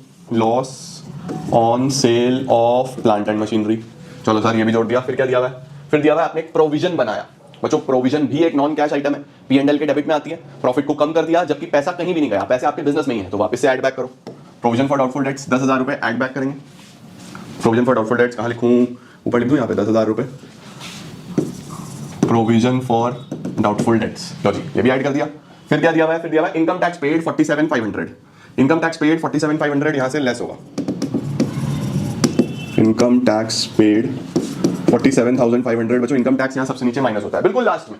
Cash flow from operating activity में बिल्कुल लास्ट में इनकम टैक्स माइनस होता है, फॉर्मेट में आपके मैंने लिखवाया हुआ है। चलो जी ये सारी चीजें डन हो गई, सब हो गया। देखो non cash non operating expenses and losses को ऐड बैक करना है, इनकम्स और गेन्स को लेस करना है। ठीक है, फिर अब हमारे पास कुछ करंट एसेट्स और करंट लायबिलिटीज हैं। मैंने आपको बताया है कि अगर बढ़ते हैं लायबिलिटीज तो हम भी बढ़ाएंगे, घटे तो हम भी घटाएंगे, एसेट में रिवर्स करना है। ठीक है, आओ चेक करो फटाफट से क्या क्या कैसे कैसे करना है। अब देखते हैं करंट लायबिलिटीज या करंट एसेट्स में क्या क्या चेंज आया। बच्चों ईयर को बहुत ध्यान से देखना, नहीं तो नंबर कट जाते हैं। देखो पहले 2023 फिर 24, यहां पे चेंज देखना है। तो देखो 34 से 20 ये तो 14,000 रुपए कम हो गया, है ना। अच्छा ये देखते हैं 40 से 51 ये 11,000 रुपए बढ़ गया। ठीक है ना। अब देखो ये दोनों ही क्या है, करंट लायबिलिटीज है। करंट लायबिलिटीज में बच्चों सीधा सीधा हिसाब किताब है, यानी कि कम हुई तो हम भी कम करेंगे, बढ़ी तो हम भी बढ़ा देंगे। तो लेस करते हैं decrease in outstanding expenses, less करते हैं डिक्रीज इन आउटस्टैंडिंग एक्सपेंसेस और ऐड करते हैं increase in trade payable. Trade payable हमारे बड़े हैं, है ना, 14,000 और 11,000, 14,000 और 11,000। चलो सर ये भी हो गया। अब करंट एसेट्स में क्या है बच्चों जी, करंट एसेट्स में इनवर्स, ठीक है, इनवर्स या रिवर्स, ये हो गया 2 से 3, 1,000 रुपए से बढ़ गया तो हम लेस करेंगे। ठीक है, और ट्रेड रिसीवेबल 52 से 78 ये भी बढ़ गया 26,000 रुपए से, तो ये भी हम लेस ही करेंगे। तो 1,000 और 26,000 लेस करेंगे। Prepaid expenses, trade receivables 1,000 26,000, increase in prepaid expenses, increase in trade receivables. ठीक है बेटा, करंट एसेट्स और करंट लायबिलिटीज को ऐसे आपको एडजस्ट करना है। ओके, बस अब हम इसका नेट वैल्यू बाहर कर देंगे। नेट वैल्यू कितना होगा, देखो 11,000 प्लस में है बस, बाकी सब माइनस में। 11,000 माइनस 14,000 माइनस 1,000 माइनस 26,000, माइनस का 30,000 ही आ गया। ठीक है, आओ जी अब हमारा काम हो गया है। सबसे पहले net profit before tax and extraordinary item, ये हमें चाहिए होता है, मिल गया। अब यहां से हमको इधर आना है ऑपरेटिंग प्रॉफिट पे, तो अब ये सब एडजस्ट करेंगे। 5 लाख में प्लस करो 15,000, 15 का मतलब ये 10 और 5, ठीक है, प्लस करो 70,000, 70 का मतलब ये 50 और 20, और माइनस कर दो 7,500। ये आया बच्चों ऑपरेटिंग प्रॉफिट आया 5,77,500। देखो ये ऑपरेटिंग प्रॉफिट आया। ठीक है, अब इस ऑपरेटिंग प्रॉफिट में से ये करंट एसेट्स और करंट लायबिलिटीज का बैलेंस एडजस्ट कर दो तो कैश जनरेटेड फ्रॉम ऑपरेशंस आ जाता है। अगला हमें ये चाहिए होता है main, cash generated from operations, minus का 30,000, तो ये आया 5,47,500। इसमें से ये माइनस करा तो ये आ गया अब हम इसमें से इनकम टैक्स माइनस कर देंगे 47,500, तो वैल्यू आ जाएगी 5 लाख रुपए, जो कि हमारी मेन वैल्यू है cash flow from operating activities की। ये हमारी मेन वैल्यू है cash flow from operating activities की। तो मेरे प्यारे बच्चों, cash flow from operating activities कैसे निकालना है मैंने आपको बताया। मेन जो स्टेप्स हैं वो आप पकड़ लो एक बार, फिर तो आपके लिए बहुत आसान हो जाएगा। एनपीबीटी निकालना है, एनपीबीटी से ऑपरेटिंग प्रॉफिट पे जाना है। बीच में गिनती की 4 से 5 एडजस्टमेंट होती है, मैंने आपको जो फॉर्मेट लिखवाया वहां लिखवाई है, गिनती की 4 से 5, उससे ज्यादा नहीं है। Current assets, current liabilities, cash generated आ गया, इनकम टैक्स माइनस करो, cash flow from operating activity आ गया, है ना। सिंपल, बहुत ही सिंपल है, और एग्जामिनेशन में ऑपरेटिंग एक्टिविटी पे सवाल आने के चांसेस रहते हैं। चलो यार, मेरे साथ साथ जल्दी से हेडिंग डाल दो आप सब, cash flow from investing activities. अब बच्चों, ये जो इन्वेस्टिंग एक्टिविटी का पोर्शन है ना, इसमें मैंने आपको बताया था कि आपको माइंड में रखना है कि दो चीजों से रिलेटेड इसमें एडजस्टमेंट्स होती हैं। एक तो हमारे जितने भी फिक्स एसेट्स होते हैं, फिक्स एसेट्स को आजकल ये क्या बोलता है, property, plant and equipment and intangible assets, ये हो जाते हैं। और दूसरे बेटा हमारे नॉन करंट इन्वेस्टमेंट्स। तो दिमाग में रखना, फिक्स एसेट्स और नॉन करंट इन्वेस्टमेंट्स हमारे यहां पे एडजस्ट होते हैं, ठीक है। अब वो क्या क्या चीजें होती हैं बच्चों, बहुत सिंपल है। या तो हमने एसेट खरीदा होगा, इसका मतलब परचेज ऑफ एसेट, या फिर purchase of non current investment. अब देखो बच्चों, अगर हम खरीदते हैं तो हमारे पास से पैसा जाता है, तो ये माइनस में आएगा। खरीदा तो पैसा गया ना, तो ये माइनस में आएगा। कैश फ्लो में तो हम देख रहे हैं कि कैश आ रहा है या कैश जा रहा है, राइट। इसी तरीके से आप इन एसेट्स को बेच भी सकते हो, इसका मतलब सेल ऑफ एसेट्स या फिर sale of non current investment. बेचोगे तो पैसा आएगा, बेचोगे तो पैसा आ जाएगा आपके पास, ठीक है। उसके अलावा बच्चों, हमारे पास अगर हमने कोई एसेट खरीदा है, कोई एसेट खरीदा हुआ है, वो आपने रेंट पे दिया हुआ है, तो उस पे हो सकता है आपको रेंट रिसीव हो रहा हो। अगर आपने कोई इन्वेस्टमेंट खरीदी हुई है, तो हो सकता है उस पे आपको डिविडेंड रिसीव हो रहा हो। अगर वो इन्वेस्टमेंट डेट नेचर की हुई, यानी आपने कोई सपोज इस तरीके से चीज खरीदी हुई है जो डेट नेचर का इन्वेस्टमेंट है, राइट, तो वो क्या हो सकता है हमारे पास, वो हो सकता है उस पे आपको इंटरेस्ट रिसीव हो रहा हो। तो अगर आपने कोई भी इन्वेस्टमेंट करी हुई है, उस पे आपको रेंट रिसीव हो सकता है, उस पे आपको डिविडेंड रिसीव हो सकता है, उस पे आपको इंटरेस्ट भी रिसीव हो सकता है। ये सब तब रिसीव होता है जब आपकी इन्वेस्टमेंट हो, राइट। तो हमारी इन्वेस्टिंग एक्टिविटीज में बच्चों मेनली ये चीजें आती हैं, सही है। तो यहां पे आप फाइनल वैल्यू प्लस की या माइनस की बाहर आ जाएगी, जो भी वैल्यू बनेगी, ठीक है। अब बच्चों, मेन जो इसमें एडजस्टमेंट्स आती है वो ये आती है कि परचेज ढूंढो, सेल ढूंढो। ये गिवन नहीं होता क्वेश्चन में यूजुअली, ये आपको ढूंढना ही पड़ता है। तो इसको ढूंढने के लिए मैंने आपको 2 अकाउंट बनवाए हैं। एसेट अकाउंट, अगर सिर्फ एसेट का बैलेंस दिया हुआ, एक्यूमुलेटेड डेट अकाउंट, अगर एक्यूमुलेटेड डेट का बैलेंस भी दिया हुआ, तो वो कैसे कैसे होता है, आ जाओ हम देखते हैं। पहले आप इसका स्क्रीनशॉट लो, डन। चलो, अब देखो बच्चों, ऐसे क्वेश्चन आते हैं कई बार। ये तो आपको बैलेंस शीट में दिया हुआ होगा, ये तो बैलेंस शीट में दिया होगा, और ये बैलेंस शीट के नीचे एडजस्टमेंट में दिया हुआ होगा, ये बैलेंस शीट के नीचे एडजस्टमेंट में दिया हुआ होगा। तो अब हमें इसमें क्या करना है, इन्वेस्टिंग एक्टिविटी बनानी है। तो इन्वेस्टिंग एक्टिविटी के लिए प्लांट एंड मशीनरी को यहां पे आप बड़े ध्यान से देख पा रहे हो, लेकिन नीचे कुछ एडजस्टमेंट्स भी हैं। तो मैंने आपको सिखाया है कि आप देखो कि ये जो बैलेंस है, बैलेंस सिर्फ एसेट का दिया है या इसके साथ साथ एक्यूमुलेटेड डेट का भी दिया है। 2 तरीके के सवाल ही बनते हैं इसके अंदर से, ठीक है। या तो सिर्फ इस तरीके से एसेट का बैलेंस दिया होगा, या फिर इस तरीके से। बच्चों ये देखो, ये आपका बैलेंस शीट है और ये बैलेंस शीट के नीचे एडजस्टमेंट्स हैं। यहां पे एसेट का बैलेंस भी दिया है और एक्यूमुलेटेड डेप्रिसिएशन का बैलेंस भी दिया है। इसका मतलब यहां पे 2 बैलेंस है, और यहां पे हमारे पास सिर्फ एसेट का बैलेंस है। प्लांट एंड मशीनरी सिर्फ एसेट है, तो अगर सिर्फ एसेट का बैलेंस हो तो एक ही अकाउंट बनेगा, एसेट अकाउंट। इसको हम यहां बनाते हैं, एक ही अकाउंट बनेगा, एसेट अकाउंट। हमारे केस में प्लांट एंड मशीनरी अकाउंट। कैसे बनता है एसेट अकाउंट, आप सब जानते हो। देखो, पर्टिकुलर्स अमाउंट, पर्टिकुलर्स अमाउंट, ठीक है। सबसे पहला काम है इस एसेट अकाउंट में ओपनिंग और क्लोजिंग बैलेंस लिख लेना। अब ईयर को ध्यान से देखना, अप्रैल 23, 31 मार्च 24, ये ओपनिंग बैलेंस है, ये क्लोजिंग बैलेंस है। ओपनिंग में 720, क्लोजिंग में 860, तो 720 तो यहां लिखो। टू बैलेंस ब्रॉट डाउन, थोड़ा सा छोटा कर दूं ताकि ये पूरा आ जाए स्क्रीन पे। टू बैलेंस ब्रॉट डाउन 720, ठीक है, बाय बैलेंस कैरिड डाउन, ये आ गया 860। ये हमें क्लोजिंग दिया हुआ है। अब सिर्फ ओपनिंग क्लोजिंग को अगर मैं देखूं, अगर सिर्फ ओपनिंग क्लोजिंग होता बच्चों, कोई एडजस्टमेंट ना होता, तो हम यहां से देख के समझ सकते थे कि 720 से 860 हो गया। इसका मतलब हमने एसेट खरीदा है 1,40,000 रुपए का, तभी तो 720 से 860 होगा। लेकिन जब एडजस्टमेंट्स दे दिए जाते हैं ना, तो फिर आप सिर्फ इसको देख के अंदाजा नहीं लगा सकते, फिर आपको अकाउंट ही बनाना पड़ेगा, ठीक है। तो सबसे पहले ओपनिंग बैलेंस, क्लोजिंग बैलेंस अपनी कॉपी में नोट्स में चेक करो, मैंने आपको ओपनिंग बैलेंस, क्लोजिंग बैलेंस यहां पे लिखवाए होंगे, ठीक है। हो गया बच्चों, एसेट अकाउंट बन रहा है। एसेट का नेचर होता है कि ये डेबिट में बढ़ता है और क्रेडिट में कम होता है, ये नेचर होता है एसेट का, ये आप क्लास 11 से पढ़ते आ रहे हो, ठीक है। अब यहां ध्यान दो, डेप्रीसिएशन लगा ड्यूरिंग द ईयर 85,000 रुपीज का। ड्यूरिंग द ईयर यानी साल के अंदर कितना डेप लगा, 85,000 का डेप लगा। बच्चों अगर 85,000 का डेप लगा तो डेप्रिसिएशन को हम यहां लिखते हैं, बाय डेप्रिसिएशन 85,000, ठीक है, क्योंकि एसेट को कम करता है, राइट। उसके बाद दिया हुआ है plant and machinery having a WDV, WDV का मतलब है रिटर्न डाउन वैल्यू। इसका रिटर्न डाउन वैल्यू दिया हुआ है 1,10,000, ये बिकी 1,25 में। एक 10 वाला एसेट एक 25 में बिका बच्चों, सोचो एक 10 वाला एसेट अगर एक 25 में बिका तो पहले तो बाय सेल एक 25, सेल को हम यहां पे बाय बैंक लिख देते हैं, ये तो सेल हो, ठीक है, ओके। तो बच्चों अगर एक 10 वाला एसेट एक 25 में बेचा गया, देखो बच्चों ये इसका WDV है, WDV का मतलब इसमें से डेप ऑलरेडी माइनस हो चुका है, रिटर्न डाउन वैल्यू है इसका, आज का करंट वैल्यू है। तो सोचो अगर एक 10 वाला एसेट एक 25 का बिका तो प्रॉफिट हुआ, प्रॉफिट को हम यहां लिखते हैं टू स्टेटमेंट ऑफ P&L, 15,000 का बच्चों हमें प्रॉफिट हुआ, एक 10 वाला एक 25 में बिका, राइट। बस यहां पे आपका टू बैंक परचेज बैलेंस में निकल आएगा, ये परचेज हम बैलेंस में निकाल देंगे। तो कितना बैलेंस होगा अगर मैं कैलकुलेटर से करूं तो कितना होगा, 85,000, 125,000, 860, 10,70,000 ये हो गया, इसमें से 720 और 15,000 हटा दो तो बच्चों 335 का परचेज निकला। देखो 335 का परचेज निकला है। अब हमारा काम हो गया देखो बच्चों, तो अब आपको क्या करना है, सिंपली इन्वेस्टिंग एक्टिविटी में बैलेंस तो कहीं नहीं जाते, ये बैलेंस तो कहीं भी नहीं जाएंगे, इनका कोई काम नहीं है। डेप्रीसिएशन ये बच्चों ऑपरेटिंग एक्टिविटी में प्लस होता है, लास्ट क्लास में मैंने आपको बताया था डेप्रीसिएशन ऑपरेटिंग एक्टिविटी में प्लस होता है, ये जाएगा इन्वेस्टिंग में, इन्वेस्टिंग में जाएगा sale of plant and machinery, 125 तो प्लस में सेल करा तो पैसा आया होगा, ये बच्चों प्रॉफिट है, प्रॉफिट कहां जाएगा, ऑपरेटिंग एक्टिविटी में माइनस होगा, नॉन कैश नॉन ऑपरेटिंग वाले आइटम है, ये इन्वेस्टिंग में जाएगा, purchase of plant and machinery कितना 335 नेगेटिव में, परचेज करा तो पैसा गया, और ये आपका फाइनल आंसर आ जाएगा। इन्वेस्टिंग एक्टिविटी अगर बनाना है तो बस इन्वेस्टिंग में दो ही चीजें जाएंगी, 335 और 125, 2,10,000 रुपए।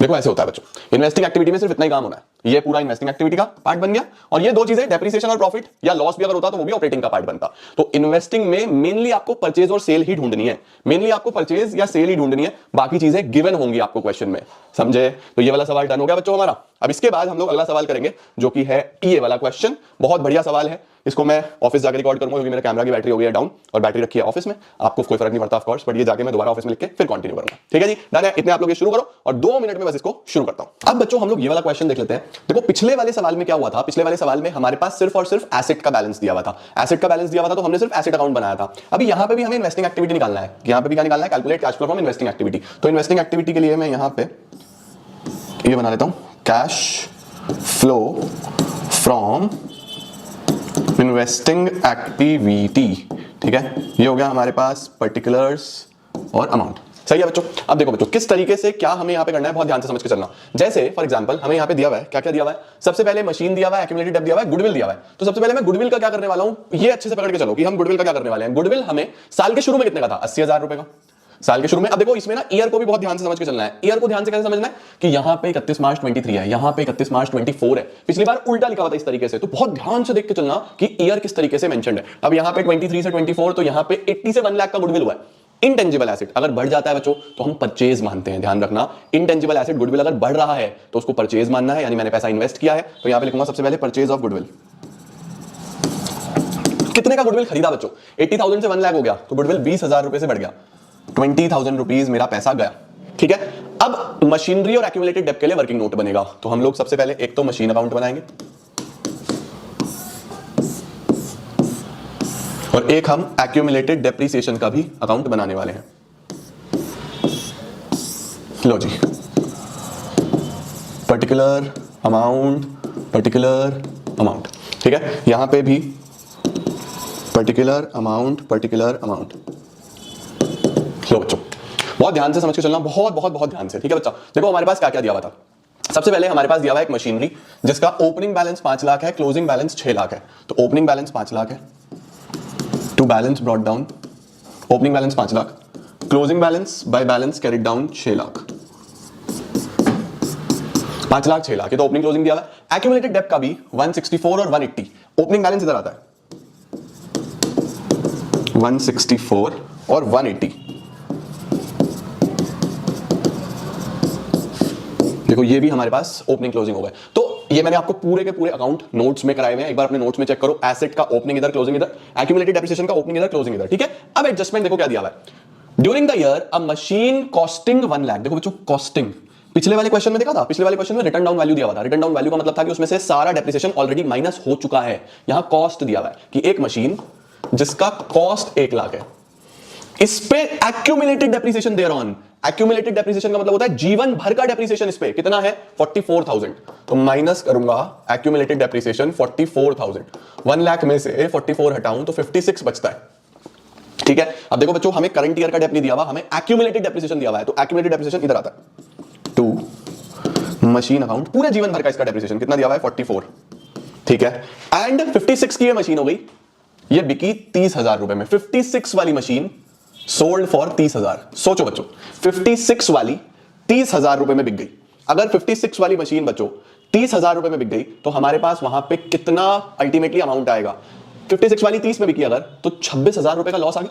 वैल्यू तो उसकी 56 है, बिक रही है 30,000 रुपीज में, 26,000 का लॉस आ गया, नहीं आ गया? तो जो 26,000 रुपए का लॉस आया, सबसे पहले तो उसको लिखता हूं मैं यहां पे बाय P&L, 26,000 का लॉस बाय बैंक जितने की बिकी 30,000 रुपए की। ठीक है, और उसके साथ साथ इसका जीवन भर का डेप्थ बाय एक्यूमुलेटेड डेप्रिसिएशन, वो यहां से इधर ट्रांसफर होगा, कितना 44। ठीक हो गया बच्चों, परफेक्ट है या नहीं है? तो ध्यान रखना, अगर हमें करंट ईयर का डेप्थ दिया होता तो वो यहां पे आता बाय डेप्रिसिएशन, तो ये बैलेंस में निकलता और फिर ये ट्रांसफर होता। ये दिया हुआ है तो यहां पे जो बैलेंस निकलेगा वो डेप्रिसिएशन का निकलेगा। यहां पे जो बैलेंस निकलेगा, येलो पेन से निकाल रहा हूं, बाय डेप्रिसिएशन ये बैलेंस में निकलेगा। ठीक है, 180 और 44 कितना होता है 224। 224 में से 164 माइनस कर दो, 224 में से 164, 224 में से 164, 60,000 रुपए, 60,000 रुपीज बेटा हमारे पास, ये तो हमारा डेप्रिसिएशन निकल के आ गया। ठीक है, अगर क्वेश्चन में डेप्रिसिएशन दिया होता तो ये बैलेंस में निकल जाता, ये दिया है तो ये बैलेंस में निकलेगा, दोनों में से एक चीज दी होगी। ठीक है, अब यहां पे आप परचेज निकाल दो टू बैंक अकाउंट, ये परचेज आपकी बैलेंस में निकल आएगी। कितना निकलेगा बेटा? 6 लाख और 1 लाख 7 लाख, 7 लाख में से 5 लाख हटा दूं तो 2 लाख रुपए, 2 लाख रुपए की परचेज आ गई, 2 लाख रुपीस की परचेज आ गई बच्चों। ठीक है, ये परचेज आ गई। ओके, अच्छा सर, अब पोस्टिंग कहां पे किस किस चीज की करते हैं? देखो बेटा, ये बैलेंस तो कहीं पोस्ट नहीं होते, बैलेंस कहीं भी पोस्ट नहीं होते। ये डेप्रिसिएशन तो ऑपरेटिंग एक्टिविटी में प्लस होगा, एक्यूमुलेटेड डेप्रिसिएशन अपने आप दो जगह आ गया, देखो इधर भी आ गया इधर भी आ गया, राइट। अब क्या बचा? लॉस, लॉस भी ऑपरेटिंग एक्टिविटी में प्लस होगा। अब बचा ये सेल, 30,000 रुपए का सेल है बच्चों, उसको यहां लिखते हैं सेल ऑफ मशीनरी, 30,000, 30,000 रुपीज की सेल ऑफ मशीनरी है। उसके साथ purchase of machinery, purchase of machinery 2 lakh रुपए की परचेज निकली, वो भी यहां पे आएगी। ये 2 लाख की परचेज, ये नेगेटिव आ जाएगा। पहले तो इसका स्क्रीनशॉट ले लो फटाफट से, देखो सब कुछ पोस्ट कर दिया, ईच एंड एवरीथिंग, सारी चीजें हमने पोस्ट करी हैं। ठीक है, ये जो वैल्यू आएगी ये इन्वेस्टिंग एक्टिविटी का फाइनल वैल्यू आने वाला है। नेगेटिव का आने वाला है 220 में से 30,000 हटाऊं तो 190 नेगेटिव का आ जाएगा कैश। ठीक है, परफेक्ट। ओके, तो अगर आपको इन्वेस्टिंग एक्टिविटी का इस तरीके से क्वेश्चन आता है तो मैंने आपको 2 क्वेश्चंस मेनली कराए, एक वो जिसमें सिर्फ एसेट दिया हुआ है और एक वो जिसमें एसेट के साथ एक्यूमुलेटेड डेब्ट दिया हुआ है। तो यहां ध्यान रखना, इस वाले अकाउंट में बैलेंस तो हमेशा होगा ही होगा, बैलेंस तो होगा ही होगा, इन दोनों में से एक चीज होगी, दूसरी बैलेंस में निकाल देना। जैसे इसमें ये है तो ये निकल गया, ये होता तो ये निकल गया होता, और इसमें मेनली वही परचेज और सेल का खेल है। ठीक है, बाकी अभी मैं बड़े क्वेश्चंस कराऊंगा तो उसमें हम और इस तरीके की चीजें करेंगे तो आपके लिए आसान हो जाएगा। डन है, मुझे उम्मीद है बच्चों आप लोग को इन्वेस्टिंग एक्टिविटी पूरा ही समझ में आया होगा। जल्दी से बच्चों मेरे साथ साथ हेडिंग डालेंगे, cash flow from financing activities. Sir ये cash flow from financing activities क्या है? बच्चों देखो, कैश फ्लो में फिर से बोल रहा हूं, बेसिक्स अगर पकड़ के चलोगे तो इससे आसान कुछ नहीं है। बेसिक नहीं समझे ना, जो बच्चे फॉर्मेट रट के जाते हैं, जो लोग याद करके जाते हैं, बहुत दिक्कत है। बेसिक्स पकड़ो, बहुत आसान है, कहीं से कुछ भी दे तुम कर लोगे। ऑपरेटिंग मैंने बहुत इजीली आपको कराया, इन्वेस्टिंग बहुत अच्छे से कराया है, फाइनेंसिंग भी खत्म करो यार। फाइनेंसिंग बच्चों फाइनेंस से रिलेटेड, यानी या तो शेयर कैपिटल से रिलेटेड कोई चीज, या फिर लोन से, नॉन करंट लायबिलिटी, या ऐसे ले लो long term borrowings, long term borrowings से रिलेटेड। अब लॉन्ग टर्म बोरोइंग्स के साथ साथ बच्चों बैंक ओवरड्राफ्ट बीसी में आता है, ध्यान रखना, कैश क्रेडिट भी इसी में आता है, ध्यान रखना। ये कुछ छोटे छोटे एक्सेप्शंस हैं जो आपको नॉर्मली दिखेंगे करंट लायबिलिटी में, लेकिन यहां पे एडजस्ट करने हैं। कैश क्रेडिट हो गया, बैंक ओवरड्राफ्ट हो गया, इनका खास ध्यान रखना। तो ये आपको मेनली याद रखने हैं। ठीक है, बाकी सब बहुत आसान है। तो 2 चीजों से रिलेटेड कोई भी एडजस्टमेंट होगी, शेयर से रिलेटेड या फिर इस लॉन्ग टर्म बोरोइंग या लोन से या डिवेंचर से रिलेटेड, फाइनेंसिंग एक्टिविटी में आएगी। कैसे बनता है? आओ पूरा का पूरा इस तरीके से बना देंगे, पर्टिकुलर्स, अमाउंट। आओ बच्चों, सबसे पहले शेयर्स की बात करते हैं। 2 तरीके के शेयर्स होते हैं, इक्विटी शेयर्स और प्रेफरेंस शेयर्स, राइट। तो सबसे पहले अगर मैं लिखूं शेयर को इशू करा, इशू ऑफ इक्विटी शेयर्स, पैसा आएगा सर। कंपनी शेयर इशू करती है तो पैसा आता है, right. Issue of preference shares, पैसा आएगा। अगर शेयर प्रीमियम पे हुए, proceeds from security premium, security premium से भी पैसा आया। अगर शेयर प्रीमियम पे रिडीम करे, सॉरी इशू करे, तो पैसा आएगा ना भाई। हमने शेयर इशू करे हैं, कंपनी ने शेयर इशू करे, पैसा आएगा बच्चों आपके पास, राइट। उसके बाद क्या आता है? ये हो गया, ये हो गया, ये हो गया। अब ये जो शेयर इशू करे, ये जो शेयर इशू करे, इन पे डिविडेंड देना पड़ेगा, है ना।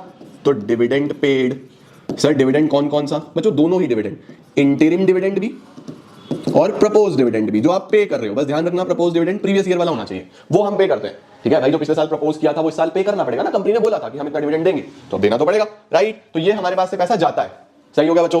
उसके बाद बेटा जी अगर इन शेयर्स का बायबैक करना हो या रीपेमेंट करना हो, basically preference shares fixed tenure के साथ आते हैं तो उनका रीपेमेंट भी करना पड़ता है। Repayment of preference shares, repayment होगा तो पैसा फिर जाएगा आपके पास से, पैसा जाएगा ना भैया। शेयर्स का पैसा देखो, जब आपने शेयर इशू करे पैसा आया, कुछ टाइम बाद आपको इनको रीपे भी तो करना पड़ता है भाई। जिन्होंने पैसा लगाया था उनको अपना पैसा वापस भी तो चाहिए, तो वो लोग वहां पर रीपेमेंट में पैसा कंपनी के पास से जाता है, ठीक है बच्चों। अच्छा जी, अब डिवेंचर की बात कर ले। डिवेंचर हमारा लोन है, देखो शेयर से रिलेटेड ये चीजें आ गई, ओके। अब डिवेंचर में क्या होगा? Issue of debenture. कंपनी ने डिवेंचर इशू करे, पूरा चैप्टर पढ़ाया मैंने तुम्हें बहुत अच्छे से। डिवेंचर इशू करते हैं तो पैसा आता है, मैं कंपनी हूं, मैंने डिवेंचर इशू करे, मेरे पास पैसा आएगा, राइट। Issue of debenture. अगर इनका रिडेम्पशन करा यानी पेमेंट करा, रिडेम्पशन ऑफ डिवेंचर, मेरे पास से पैसा जाएगा बच्चों। रिडेम्पशन का मतलब होता है चुकाना, पे बैक करना, लोन चुकाना। जो लोन लिया है, ये जो इशू ऑफ डिवेंचर था, अब इसका पेमेंट भी तो करना पड़ेगा ना, रिडेम्पशन हो गया। इसके बाद क्या आता है बच्चों? इस पे interest, interest on debentures, interest on debenture भी माइनस हो जाएगा भाई। इस पे इंटरेस्ट भी तो आपको पे ही करना पड़ेगा। बस फिर आपके पास अल्टीमेटली फाइनली वैल्यू या प्लस में आएगी या माइनस में आएगी। प्लस में आई तो cash flow from financing activity, minus में आई तो cash used in financing activity. ऐसे लिखते हैं, ऊपर वाली एक्टिविटीज में भी ऐसा ही है, प्लस में है तो कैश फ्लो, माइनस में है तो कैश यूज्ड, ठीक है बच्चों। ये हमारे पास पूरा का पूरा फाइनेंसिंग एक्टिविटी से रिलेटेड चीजें होती हैं। देखो बहुत सिंपल है, ये सारी की सारी शेयर से रिलेटेड हो गई, ये सारी की सारी लोन्स डिवेंचर से रिलेटेड हो गई। ध्यान रखना, ओवरड्राफ्ट की वैल्यू बढ़ जाए तो समझ लेना लोन लिया है ना, कम हो जाए तो समझ लेना लोन चुकाया है, वो भी यहीं पे आएगा। इसी तरीके से कैश क्रेडिट भी यहीं पे आएगा, इंटरेस्ट भी यहीं पे आता है लोन पे, ठीक है, ओके। लो जल्दी से इसका स्क्रीनशॉट। अब बच्चों हम सवाल देखते हैं। देखो इस तरीके का क्वेश्चन फाइनेंसिंग एक्टिविटी से बन सकता है, क्योंकि अभी कैश फ्लो 6 नंबर में आता है, पहले कैश फ्लो 8 नंबर में आया करता था, तो पूरा बड़ा क्वेश्चन आया करता था। अभी छोटे छोटे क्वेश्चन ज्यादा बनते हैं, ठीक है। देखो हमें cash flow from financing activity बनाना है, आ जाओ शुरू करते हैं। Particulars, amount, cash flow from financing activity.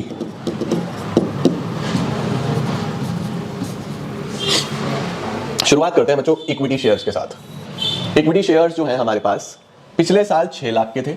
पिछले साल इक्विटी शेयर कैपिटल 6 लाख की थी। देखो ये प्रीवियस ईयर है 22, 23 हमारा करंट ईयर है, हमेशा न्यू ईयर को करंट मानना है, ठीक है। पिछले साल 6 लाख के थे शेयर्स, इस साल 8 लाख के हैं, तो 6 लाख से 8 लाख हो गया मेरा शेयर कैपिटल। तो शेयर कैपिटल कब बढ़ती है? जब नए शेयर इशू करें, है ना। तो हमने क्या करा है? हमने करा है इशू ऑफ शेयर्स। शेयर्स भी कौन से? Equity shares. इक्विटी शेयर्स कितने के हैं? 2 लाख रुपए के। मैं इनर कॉलम में इसलिए लिख रहा हूं बच्चों क्योंकि नीचे इसमें ना एडजस्टमेंट है। देखो जरा क्या लिखा हुआ है। लिखा हुआ है सबसे पहले इक्विटी शेयर्स के बारे में, equity shares were issued at 15% premium. बच्चों 15% के प्रीमियम पे इशू करेगा यार। 15% का प्रीमियम मतलब 15% एक्स्ट्रा पैसा मिलेगा हमें इन पे। तो प्रीमियम होता है जब एक्स्ट्रा पैसा मिले। तो देखो 2 लाख के थे, 2 लाख का 15% कितना आएगा? 30,000। तो 30,000 बच्चों प्रीमियम का भी मिलेगा। 30,000 भी हमने यहाँ पे प्लस कर दिया, ये एडजस्टमेंट हो गई हमारी। देख रहे हो 6 लाख से 8 लाख, तो 2 लाख रुपीज के तो शेयर इशू हुए, शेयर का पैसा आया। नीचे लिखा हुआ था कि ये शेयर प्रीमियम पे इशू है, प्रीमियम का भी पैसा आया। अब कुछ बच्चों के दिमाग में आता है सर प्रीमियम यहाँ क्यों नहीं आया? बाबू प्रीमियम शेयर कैपिटल का पार्ट है। ये बेसिकली हमें शेयर और equity share capital, preference share capital ये दिया हुआ है। प्रीमियम कहाँ पे आता है? रिजर्व एंड सरप्लस में। प्रीमियम कहाँ पे आता है? रिजर्व एंड सरप्लस में। देखो जितने भी रिजर्व होते हैं, कैपिटल रिजर्व और general reserve, workman compensation reserve, investment fluctuation reserve, security premium reserve, सारे रिजर्व्स एंड सरप्लस में आते हैं। ये ध्यान रखना। यहाँ पे मेनली इसमें आपको कैपिटल और डिवेंचर ये दिए हैं, तो प्रीमियम के बारे में अलग से ही जानकारी देगा, ठीक है। और कुछ इक्विटी शेयर्स पे है क्या? ये प्रेफरेंस शेयर पे है, डिवेंचर पे है, डिविडेंड प्रेफरेंस शेयर पे है, इंटरेस्ट एंड अंडरराइटिंग कमीशन है इक्विटी शेयर्स पे। अंडरराइटिंग कमीशन का मतलब होता है बच्चों कि ये आपने पेमेंट करी, ये जो शेयर इशू करे हैं, इसमें जो ब्रोकर है जिसने काम कराया है, ठीक है, मतलब जिसने आपके एक तरीके से शेयर्स बिकवाए हैं, उसको हम अंडरराइटर बोल देते हैं। जो आपके शेयर्स बिकवाता है उसको हम अंडरराइटर बोलते हैं। तो उसने आपके शेयर्स बिकवाने के लिए कमीशन लिया है, तो वो भी आपको पैसा देना पड़ेगा, है ना। 10,000 रुपए देने पड़ेंगे, तो यहाँ से माइनस कर दो 10,000 रुपए। ये हमें पे करने पड़ेंगे, तो हम यहाँ से माइनस भी कर देंगे। तो मुझे टोटल 2 लाख मिले, 30,000 ये मिले, 230 हो गए, 10,000 दे दिए, तो इक्विटी शेयर पे 2,20,000 रुपए मुझे रिसीव होंगे। सबसे पहले तो आप अपने पास ये लिख लो, इक्विटी शेयर पे कितना पैसा मिलेगा? 2,20,000, ठीक है। ये इशू है, ये सिक्योरिटी प्रीमियम है, और ये अंडरराइटिंग कमीशन मैंने माइनस कर दी। डन, इक्विटी शेयर से रिलेटेड चीजें डन, ओके। उसके बाद बच्चों प्रेफरेंस शेयर्स हैं। प्रेफरेंस शेयर पहले 2 लाख के थे, अभी 0 हो गए हैं। डैश का मतलब 0, प्रेफरेंस शेयर एकदम 0 हो गए हैं, तो इसका मतलब इनका रीपेमेंट कर दिया होगा, है ना। तो यहां पे लिखते हैं, ये तो इशू हो गया, repayment of preference shares. Repayment of preference share कितने का? ये भी 2 लाख रुपए। इससे रिलेटेड कुछ लिखा हुआ है, देखो लिखा हुआ है प्रेफरेंस शेयर वर रिडीम्ड एट 5% प्रीमियम। भाई प्रेफरेंस शेयर 5% के प्रीमियम पे रिडीम हुए हैं। तो 5% का प्रीमियम, यानी इसमें भी कुछ ना कुछ एक्स्ट्रा पैसा, 2 लाख का 5%, 10,000 का बच्चों हमको इस पे प्रीमियम देना पड़ा, और कुछ प्रेफरेंस शेयर से रिलेटेड, बाकी तो डिविडेंड आएगा। बस डिविडेंड अभी देख लेते हैं, अभी देखते हैं। तो अल्टीमेटली हमें 2,10,000 रुपए देने पड़े, तो माइनस में जाएगा। माइनस में क्यों जाएगा? क्योंकि रीपेमेंट हुआ बच्चों, 2 लाख से 0 रीपेमेंट हो गया, तो हमने ये भी कर दिया, डन हो गया। अब डिवेंचर पे आते हैं। डिवेंचर पहले 0 थे, अभी 1 लाख के हैं, पहले 0 अभी 1 लाख, तो हमने लोन ले लिया, डिवेंचर इशू कर दिए। तो यहां पे लिखता हूं issue of debentures, issue of debentures, कितना? 1 लाख रुपए, 1 लाख रुपीस। और नीचे क्या दिया हुआ है? Debentures were issued at 1% discount, बच्चों 1% के डिस्काउंट पे। तो 1 लाख का 1% यानी 1,000 हमने डिस्काउंट दिया होगा, 99,000 रुपीज हमें डिवेंचर से मिलेंगे, क्योंकि डिवेंचर डिस्काउंट पे इशू करे गए थे। ठीक हो गया बेटा, ये तो डन हो गया। हाँ सर, ये तो डन हो गया। अब मेरे पास कुछ छोटी छोटी एडजस्टमेंट्स बची, जैसे सबसे पहले डिविडेंड पेड, प्रेफरेंस शेयर पे डिविडेंड दिया गया है, तो पहले तो यही लिखो, dividend paid on preference shares. कितना बच्चों? 24,000 रुपीज पैसा जाएगा। 24,000 रुपए का हमने डिविडेंड दे दिया प्रेफरेंस शेयर्स पे। उसके बाद इंटरेस्ट ऑन डिवेंचर 14,000 रुपए, interest paid on debentures 14,000 rupees, लो जी इंटरेस्ट भी जाएगा। उसके बाद बच्चों देखो आपके पास प्रपोज डिविडेंड, प्रपोज डिविडेंड में अपने नोट्स चेक करो, मैंने आपको लिखवाया होगा, हर आप जहां भी अटकोगे ना आपके प्रॉब्लम का सॉल्यूशन नोट्स में मिलेगा। प्रपोज डिविडेंड में बच्चों 2 साल का दिया हुआ है, previous year current year, previous year और करंट ईयर। ऑलवेज रिमेंबर बच्चों, हमें हमेशा प्रीवियस ईयर लेना है, करंट ईयर को बिल्कुल इग्नोर कर देना है, करंट ईयर हमें देखना भी नहीं है, सिर्फ प्रीवियस ईयर जो है वही डिविडेंड पेड होता है। भाई जो पिछले साल प्रपोज करा उतना पे करोगे ना आप, कितना? 90,000 रुपए, तो 90,000 रुपए ये डिविडेंड पेड हो जाएगा 90,000 रुपीज का। लो सर, सारी चीजें हो गई, देखो ये भी हो गया, ये हमें देखना ही नहीं है, बस डन सर। फाइनल आंसर देखो क्या आ रहा है, 2,20,000 minus 2,10,000 plus 99,000 minus 24,000 minus 14,000 minus 90,000, 19,000 negative का आ रहा है बच्चों। 19,000 नेगेटिव का आया तो इसको बोलेंगे cash used in financing activity. Low sir, done. अगर ये पॉजिटिव आता तो कैश फ्लो बोलता, नेगेटिव आया तो कैश यूज्ड, खत्म। इस तरीके से देखो फाइनेंसिंग में जितनी जितनी मैंने चीजें लिखवाई थी सब आ गई या नहीं आ गई? देखो सब आ गया ना, बढ़िया हो गया। सर ये परसेंटेज क्या है? 12%, 14%। बाबू ये डिविडेंड का रेट है, रेट ऑफ डिविडेंड, ये रेट ऑफ इंटरेस्ट है।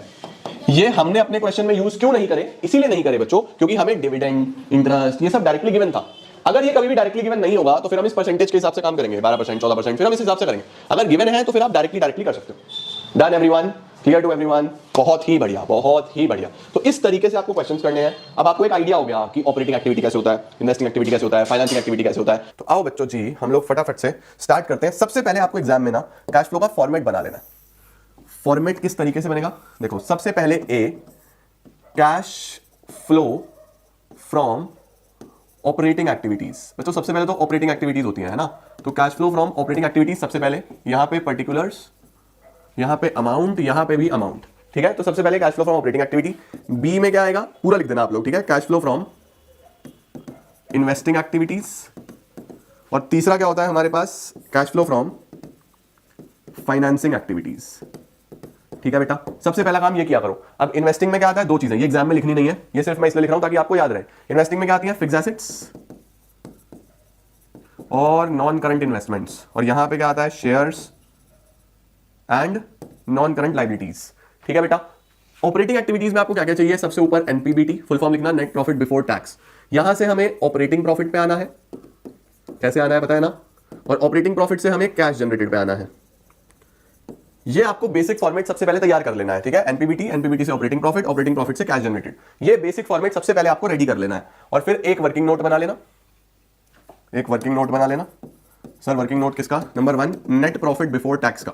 नेट प्रॉफिट बिफोर टैक्स का वर्किंग नोट तो बनाना ही पड़ेगा। कैसे बनेगा? करंट ईयर का प्रॉफिट माइनस प्रीवियस ईयर का profit plus TIPP, transfer to reserve, interim dividend, propose dividend, provision for tax. अभी जैसे जैसे आएगा वैसे वैसे लिखते चलेंगे। ठीक है, चलो सर, इतना काम बच्चों एग्जाम में जाते ही कर देना। अभी लास्ट 2 ईयर्स से क्या हो रहा है, पिछले 2 सालों से ऐसा क्वेश्चन आ रहा है कि 3 में से एक एक्टिविटी गिवन होती है, यानी ऑपरेटिंग दिया हुआ है, इन्वेस्टिंग फाइनेंसिंग निकालो, या फाइनेंसिंग दिया हुआ है, इन्वेस्टिंग ऑपरेटिंग निकालो। तो आपको 3 में से एक एक्टिविटी ऑलरेडी दी होती है, 2 एक्टिविटीज आपको निकालनी होती है। और इस साल भी ऐसा ही क्वेश्चन बनना चाहिए मेरे हिसाब से, तो बल्कि और छोटा क्वेश्चन बनना चाहिए जिसमें कैश फ्लो बनना ही ना हो, सिर्फ एक एक्टिविटी बननी हो या 2 एक्टिविटी बननी हो, ऐसा बनना चाहिए, राइट। लेकिन फिर भी प्रैक्टिस तो हमें करना है। आओ करते हैं, शुरुआत करते हैं बच्चों। देखो ये 2020 है, ये 2021 है, तो आप इधर से इधर देखोगे क्या चेंज आया है। ठीक है, चेक करो। Equity and liability, share holders fund, share capital. अब शेयर कैपिटल 17 से 19 हो गई, तो सबसे पहले दिमाग में लाओ शेयर कैपिटल है किसका पार्ट? ऑपरेटिंग, इन्वेस्टिंग या फाइनेंसिंग? सर फाइनेंसिंग का पार्ट है, तो 17 से 19 बढ़ गई, तो 2 लाख के शेयर इशू करे होंगे हमने, तो हम लिखेंगे यहां पे इशू ऑफ शेयर्स। सर कितने? 2 लाख रुपीज। देखो 17 से 19 हो गया ना बच्चों, तो पैसा आया, तो यहां 2 लाख रुपए लिख दिए। उसके बाद क्या है, उसके बाद है हमारे पास reserves and surplus. Reserves and surplus के आगे नोट नंबर 1 डला हुआ है। ऐसा जो नोट डला होता है तो फिर आपको बैलेंस शीट नहीं देखनी, आपको नोट्स पे जाना है। चलो नोट्स में नोट नंबर 1 देखो, नोट नंबर 1 में क्या क्या दिया हुआ है, पी एंड एल का बैलेंस दिया हुआ है, ये 21 का, ये 20 का, तो हमें यही तो चाहिए, current year minus previous year. 6 minus 3, 6 lakh current year का है, 3 लाख प्रीवियस ईयर का है, तो 6 में से 3 हटा दूं तो 3 लाख ही आ जाएगा। 6 में से 3 हटा दे तो बेटा 3 लाख ही आ जाएगा। क्या बात है, ये भी हो गया, ठीक है। अब सबसे पहला क्या होता है बेटा, ट्रांसफर टू रिजर्व। लेकिन रिजर्व एंड सरप्लस में तो कोई रिजर्व दिखाई नहीं दिया, वहीं पे होता, अगर होता तो वहां पे आपको जनरल रिजर्व दिखता, सपोज पिछले साल 50, इस साल 70, तो मैं यहां पे लिखता 20,000 ट्रांसफर टू रिजर्व, लेकिन वहां पे तो कुछ था ही नहीं, सिर्फ पी&एल का बैलेंस था, तो मैं इस पे डैश लगा दूंगा कि ये है ही नहीं। चलो 2 चीजें डन हो गई। हमेशा हर क्वेश्चन में सर ऐसा ही होगा क्या, हर क्वेश्चन में ऐसा ही होगा बेटा। कैश फ्लो बहुत ही प्रोसीजरल चैप्टर है, आपने एक बार प्रोसीजर समझ लिया आपके लिए बहुत आसान है। हर क्वेश्चन में यही होने वाला है। सबसे पहला हमने शेयर कैपिटल देख लिया, रिजर्व्स एंड सरप्लस देख लिया, फिर है बेटा non current liability. Non current liability किसका पार्ट है सर, नॉन करंट लायबिलिटी भी फाइनेंसिंग एक्टिविटी का पार्ट है, बिल्कुल सही। बोरोइंग्स यानी लोन, पिछले साल 4 लाख, इस साल 5 लाख, 1 लाख रुपए से लोन बढ़ गया, लिखो प्रोसीड्स फ्रॉम बोरोइंग्स। पैसा आया बेटा, 1 लाख रुपए और आ गए, क्योंकि बड़ी भी थी ना बोरोइंग, 1 लाख रुपए और आ गए हमारे पास। सर क्या हमेशा ऐसा ही होगा, अगर कम हो जाए तो कम हो जाए, इसका मतलब आपने पे करा, सपोज उल्टा होता, इधर 5 इधर 4, इसका मतलब पिछले साल 5 लाख का कर्जा था, इस साल 4 लाख का है, यानी हमने चुका दिया बच्चों, है ना। सर ये 12% क्या है, ये 12% बाबू इसका रेट ऑफ इंटरेस्ट है, ये मैं लास्ट में एडजस्टमेंट करूंगा, ठीक है। ये भी हो गया, ये भी हो गया, ये भी हो गया। अब आ गया करंट लायबिलिटीज। करंट लायबिलिटीज में short term borrowing note number 2। Note number 2 में क्या है, नोट नंबर 2 में है बेटा बैंक ओवरड्राफ्ट। अब बैंक ओवरड्राफ्ट मैंने आपको बताया था कि एक्सेप्शन है, वैसे नॉर्मली करंट एसेट और करंट लायबिलिटी ऑपरेटिंग एक्टिविटीज में एडजस्ट होते हैं, लेकिन बैंक ओवरड्राफ्ट मैंने अलग से भी आपको बताया है, बैंक ओवरड्राफ्ट को हम लोन की तरीके से ट्रीट करते हैं, तो बिल्कुल लोन मानो इसको। क्या हुआ है बैंक ओवरड्राफ्ट में, पिछले साल 175, इस बार 170, कम हो गया बच्चों, 175 से 170 हो गया, तो 5000 से कम हो गया, यानी हमने पेमेंट कर दिया होगा। 5000 से कम हो गया तो 5000 माइनस में लिखेंगे decrease in bank overdraft. Bank overdraft ध्यान रखना, भले ही करंट लायबिलिटी में दिया हुआ हो, लेकिन आपको हमेशा फाइनेंसिंग एक्टिविटी का ही पार्ट मानना है, ठीक है। ओके सर, ये भी समझ गए, बहुत ध्यान से पढ़ते चलो और करते चलो, कुछ भी मुश्किल नहीं है। ये भी हो गया, ये भी हो गया, ये भी हो गया, ये भी हो गया। फिर short term provision note number 3। अब देखते हैं शॉर्ट टर्म प्रोविजन में क्या है। शॉर्ट टर्म प्रोविजन में दिया हुआ है बच्चों प्रोविजन फॉर टैक्स। अब प्रोविजन फॉर टैक्स अगर दिया हुआ है तो मैंने आपको इसके 2 केसेस समझाए हैं कि एडजस्टमेंट चेक करो, क्या प्रोविजन फॉर टैक्स से रिलेटेड कोई एडिशनल इंफॉर्मेशन, कोई एडजस्टमेंट है। अगर है तो अकाउंट बनेगा, अगर नहीं है तो प्रीवियस वाले को टैक्स पेड मानो, करंट वाले को प्रोविजन फॉर टैक्स मेड मानो। भाई जो पिछले साल प्रोविजन बनाया होगा वो इस साल के टैक्स के लिए तो बनाया होगा ना। आप जो पिछले बर्थडे से पैसा जोड़ना शुरू करते हो वो इसी बर्थडे के लिए जोड़ते हो ना बच्चों। तो जो पिछले साल हमने टैक्स जोड़ा है, प्रोविजन जोड़ा है ये टैक्स के लिए, इस साल पे करोगे ना बेटा, तभी तो आपने पैसा जोड़ा था ये, है ना। चलो चेक करो क्या कोई एडजस्टमेंट है, मशीनरी पे है, डेप्रिसिएशन है, और तो कुछ हमें दिख नहीं रहा, तो इसका मतलब बस बैलेंस है। तो अगर बैलेंस होगा प्रीवियस वाला 165 टैक्स पेड, 165 को यहां पे लिखेंगे लेस इनकम टैक्स पेड, 165 बेटा ऑपरेटिंग एक्टिविटी में माइनस होगा, टैक्स पे करा तो पैसा गया हमारे पास से, और 2 लाख करंट ईयर वाला नया प्रोविजन बनाया वो एनपीबीटी में ऐड होता है, ये प्रोविजन फॉर टैक्स 2 लाख रुपए, ये यहां पे प्लस होगा। तो ये मैंने आपको लिखवाया भी है, अब मैंने आपको दोबारा दिखा दिया कि कहां पे क्या चीज जाती है। तो देखो प्रोविजन फॉर टैक्स का सिर्फ बैलेंस था, कोई इंफॉर्मेशन नहीं था, तो प्रीवियस वाले को टैक्स पेड मानना है, करंट वाले को प्रोविजन मानना है, ठीक है बच्चों। देखो लाइबिलिटी साइड पूरा सॉर्ट हो गया, बैलेंस शीट का लाइबिलिटी साइड हमारा बेटा पूरा खत्म हो गया। देखो किस तरीके से करना है, फिर से बेसिक्स पे, रटना मत, बहुत आसान है। शेयर कैपिटल मैंने आपको लिखवाया फाइनेंसिंग एक्टिविटी का पार्ट है, बढ़ गया तो इशू ऑफ शेयर पैसा आ गया, कम हो गया तो रीपेमेंट ऑफ शेयर पैसा चला गया। रिजर्व्स एंड सरप्लस हमेशा एनपीबीटी में जाएगा, हमेशा। देन बोरोइंग्स लाइबिलिटी है, फाइनेंसिंग एक्टिविटी का पार्ट है, बढ़ गई पैसा आ गया, कम हो गई पैसा चला गया। करंट लाइबिलिटीज नॉर्मली ऑपरेटिंग में जाती है, लेकिन इस बार बोरोइंग में ओवरड्राफ्ट था, तो ओवरड्राफ्ट किसका पार्ट है, फाइनेंसिंग एक्टिविटी का। शॉर्ट टर्म प्रोविजंस में हमारे पास प्रोविजन फॉर टैक्स है, उसका कैसे कैसे एडजस्टमेंट करना है मैंने आपको सब सिखाया, ठीक है। परफेक्ट सर इतना भी मुश्किल नहीं है, हम तो वैसे ही डर रहे थे। आसान है बच्चों, प्रोसीजर है, तुमने एक बार प्रोसीजर देख लिया तुम्हारे लिए कुछ भी नहीं। अगला देखो, अब एसेट शुरू हो गए बच्चों। अब एसेट्स में तुम्हारे दिमाग में एकदम आना चाहिए कि भाई नॉन करंट एसेट तो इन्वेस्टिंग का पार्ट है, करंट एसेट ऑपरेटिंग का पार्ट है, यानी फाइनेंसिंग का काम तो खत्म हो चुका है, फाइनेंसिंग एक्टिविटी का काम ही खत्म हो गया बच्चों, ये अब ऑपरेटिंग और इन्वेस्टिंग का काम रह गया बस, ठीक है। चलो आओ देखें, नॉन करंट एसेट्स में प्रॉपर्टी प्लांट एंड इक्विपमेंट है नोट नंबर 4 में। आओ देखें जरा नोट नंबर 4 में क्या क्या है। नोट नंबर 4 में बेटा मेरे पास मशीनरी दी हुई है, पहले 21 अब 25। एसेट का मैंने आपको सिखाया है हमेशा अकाउंट बनाना है, आओ बनाएं, मशीनरी का अकाउंट बनाएंगे। Working note number 2, working note number 2 machinery account, machinery account to balance brought down. Opening तो है 21 लाख रुपए, by balance carried down, closing है 25 लाख रुपए। ओपनिंग 21 है, क्लोजिंग 25 है, चलो भाई ये भी हो गया, ओपनिंग 21 है, क्लोजिंग 25 है, ये लिख लिया। अब देखो और क्या दिया हुआ है मशीन के बारे में। सबसे पहले डेप्रीसिएशन जो लगा है 2 लाख का लगा है। डेप्रीसिएशन को कहाँ लिखते हैं, इधर, बाय डेप्रीसिएशन 2 लाख रुपए। ठीक है सर, ये तो एडजस्टमेंट है, 2 जगह जाएगा। हाँ बेटा 2 जगह जाएगा, सारी एडजस्टमेंट्स क्लास 11th में पढ़ी थी ना, 2 जगह जाती हैं, यहाँ भी वैसे ही है। तो एक बार तो अभी यहाँ गया, बाकी देखते हैं, तुम्हें और दिखाता हूँ। डेप्रीसिएशन हो गया, और क्या है लिखा हुआ है, एक मशीनरी जो 40,000 रुपए की थी वो 50 की बिकी। तो 40 वाली मशीन बच्चों अगर 50 की बिकी तो इसका मतलब प्रॉफिट हो गया। 40 वाली 50 में बिकी, तो यहाँ पे बाय बैंक, एक तो 50,000 की सेल, टू P&L जो प्रॉफिट हुआ 10,000 रुपए का, राइट। अब आपको मशीन के बारे में यही लिखा हुआ था, यहां पे आप परचेज निकाल दोगे बैलेंस में, टू बैंक, ये परचेज बेटा बैलेंस में निकल जाएगा। आ जाओ निकालें जरा, इधर तो 25 लाख, 27,50,000 आ गया।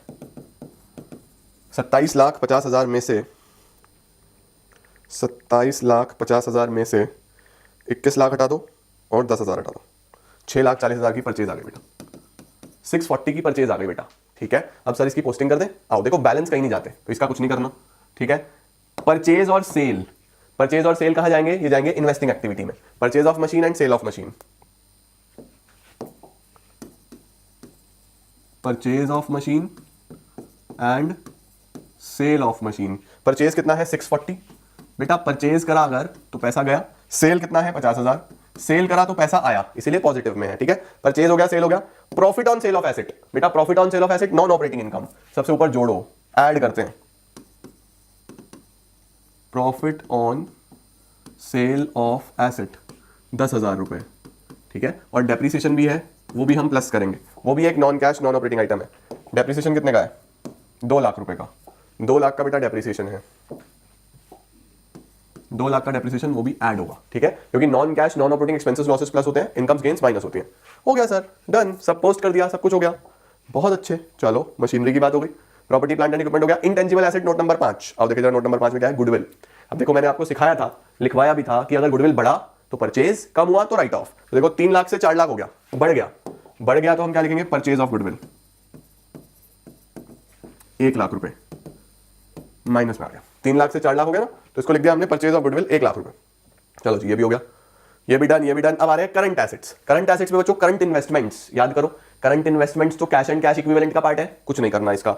इन्वेंट्री, बाकी करंट एसेट कहां जाते हैं, ऑपरेटिंग एक्टिविटी में, याद है। करंट लायबिलिटी में सीधा सीधा रिश्ता, करंट एसेट में रिवर्स। देखो इन्वेंट्री 130 से 260 हो गया, बढ़ गया, बढ़ गया तो हमारे पास से तो पैसा गया होगा ना बच्चों, तो 130 से बढ़ा, इंक्रीज इन इन्वेंट्री, तो हम तो लेस करेंगे, यहां पे लेस करेंगे, increase in inventory 130। Current asset बच्चों अगर बढ़ता है तो आप माइनस करते हो, घटता है तो आप प्लस करते हो। ठीक है, इंक्रीज इन इन्वेंट्री भी डन हो गया सर। कैश एंड बैंक, ये बेटा दोनों कैश एंड कैश इक्विवेलेंट है, कैश एट बैंक भी और करंट इन्वेस्टमेंट भी हो गया, देखो सब डन। ये भी हो गया सर, सारे नोट्स भी हो गए क्या, रिजर्व्स हो गए, बैंक ओवरड्राफ्ट हो गया, प्रोविजन हो गया, मशीन हो गया, गुडविल हो गया। सर एडिशनल इंफॉर्मेशन भी सारी हो गई क्या, मशीन बेच दी, डेप्रिसिएशन भी हो गया। अब आती है लोन की बात, लोन के इंटरेस्ट की बात बेसिकली। आओ जरा मुझे बताओ, शुरू में लोन कितना था और बाद में कितना था। देखो साल के शुरू में 4 लाख का बेटा, फिर 5 लाख का हो गया और 12% का ब्याज लिखा हुआ है। देखो जरा मैं आपको बताऊं, साल के शुरू में बेटा, साल की शुरुआत कहां पे होती है, सपोज ये ईयर की स्टार्टिंग है 31 मार्च 2020, 4 लाख का लोन था, और साल के लास्ट तक जाते जाते 31 मार्च 21 में ये लोन 5 लाख हो गया। इसका मतलब मैंने 1 लाख का लोन लिया है बेटा। मैंने वो लोन कब लिया, तो देखो यहां लिखा हुआ है बहुत क्लियरली, 1 लाख रुपए का बोरोइंग वर ऑब्टेन्ड ऑन 31 मार्च 21। 31 मार्च 21 का मतलब है बेटा बिल्कुल लास्ट में, यहां पे तो बिल्कुल लास्ट में 1 लाख रुपए का लोन लिया गया है। अगर बच्चों लास्ट में लिया गया है तो इसका मतलब शुरू से तो बस 4 लाख का ही लोन है ना। अगर क्वेश्चन बोलता बिल्कुल शुरू में ले लिया तो 4 लाख प्लस 1 लाख 5 लाख का लोन हो जाता शुरू से। क्वेश्चन ने बोला बिल्कुल लास्ट में लिया, तो अगर बिल्कुल लास्ट में लिया बेटा 1 लाख का लोन, तो उस पर तो ब्याज नहीं बनेगा, ब्याज तो बस इस 4 लाख पे बनेगा। 4 लाख का 12% पूरे साल का 48,000 रुपीज का इंटरेस्ट बैठेगा। मेरी बात समझ आई या नहीं आई? आपको ये देखना है, क्वेश्चन बताएगा कि नया लोन कब लिया। अगर शुरू में लिया होता तो 1 लाख का इंटरेस्ट उस पर भी बनता है ना, लास्ट में लिया तो उस 1 लाख पे कोई इंटरेस्ट नहीं, बीच में लिया होता तो उस 1 लाख पे 6 महीने का ब्याज। तो अगर सर गिवन ही ना हुआ, फिर अगर बच्चों कभी गिवन ही ना हुआ तो आप हमेशा ओपनिंग पे इंटरेस्ट देके आओगे। ठीक है, 12% 48,000 का इंटरेस्ट, 48,000 रुपीज का इंटरेस्ट, यहां पे लिखेंगे इंटरेस्ट पेड। देखो इंटरेस्ट इज बोरिंग पे ही है तो यहीं पे आएगा 48,000, ये माइनस में आ गया, और यही क्योंकि एक नॉन ऑपरेटिंग आइटम है तो सबसे ऊपर प्लस भी होगा, इंटरेस्ट ऑन बोरोइंग्स। देखो मैंने आपको ये लिखवाया भी था बिल्कुल आज के फर्स्ट पार्ट में कि 3-4 चीजें जाती हैं, यहाँ पे ज्यादा कुछ नहीं है, नीचे माइनस तो ऊपर प्लस, नॉन ऑपरेटिंग एक्सपेंस है, प्लस कर दो, खत्म बस। अब हमें क्या करना है, इसको फाइनल करना है। देखो इंटरिम डिविडेंड कोई नहीं है, इंटरिम डिविडेंड नहीं है, डैश कर दो, प्रपोज डिविडेंड कोई नहीं है, डैश कर दो, बस फाइनल एनपीबीटी आ जाएगा 3 लाख और 2 लाख कितना, 5 लाख रुपए का आपका एनपीबीटी आ गया, नेट प्रॉफिट बिफोर टैक्स आ गया 5 लाख, एनपीबीटी आ गया बच्चों मेरा 5 लाख। अब एनपीबीटी से ऑपरेटिंग प्रॉफिट पे जाने के लिए ये सब जोड़ना है मुझे, 5 और 2 7, 748 758 का बच्चों मेरा ऑपरेटिंग प्रॉफिट हो गया। इसमें से 130 हटा दो, 130 हटा दूंगा तो कैश जनरेटेड आ जाएगा, ये कितना आएगा 628। 628 में से 165 का इनकम टैक्स हटा दो, 628 में से 165 का इनकम टैक्स हटा दो, 463 बेटा बाहर। ये जो 463 है इसको क्या बोलेंगे, cash flow from operating activities.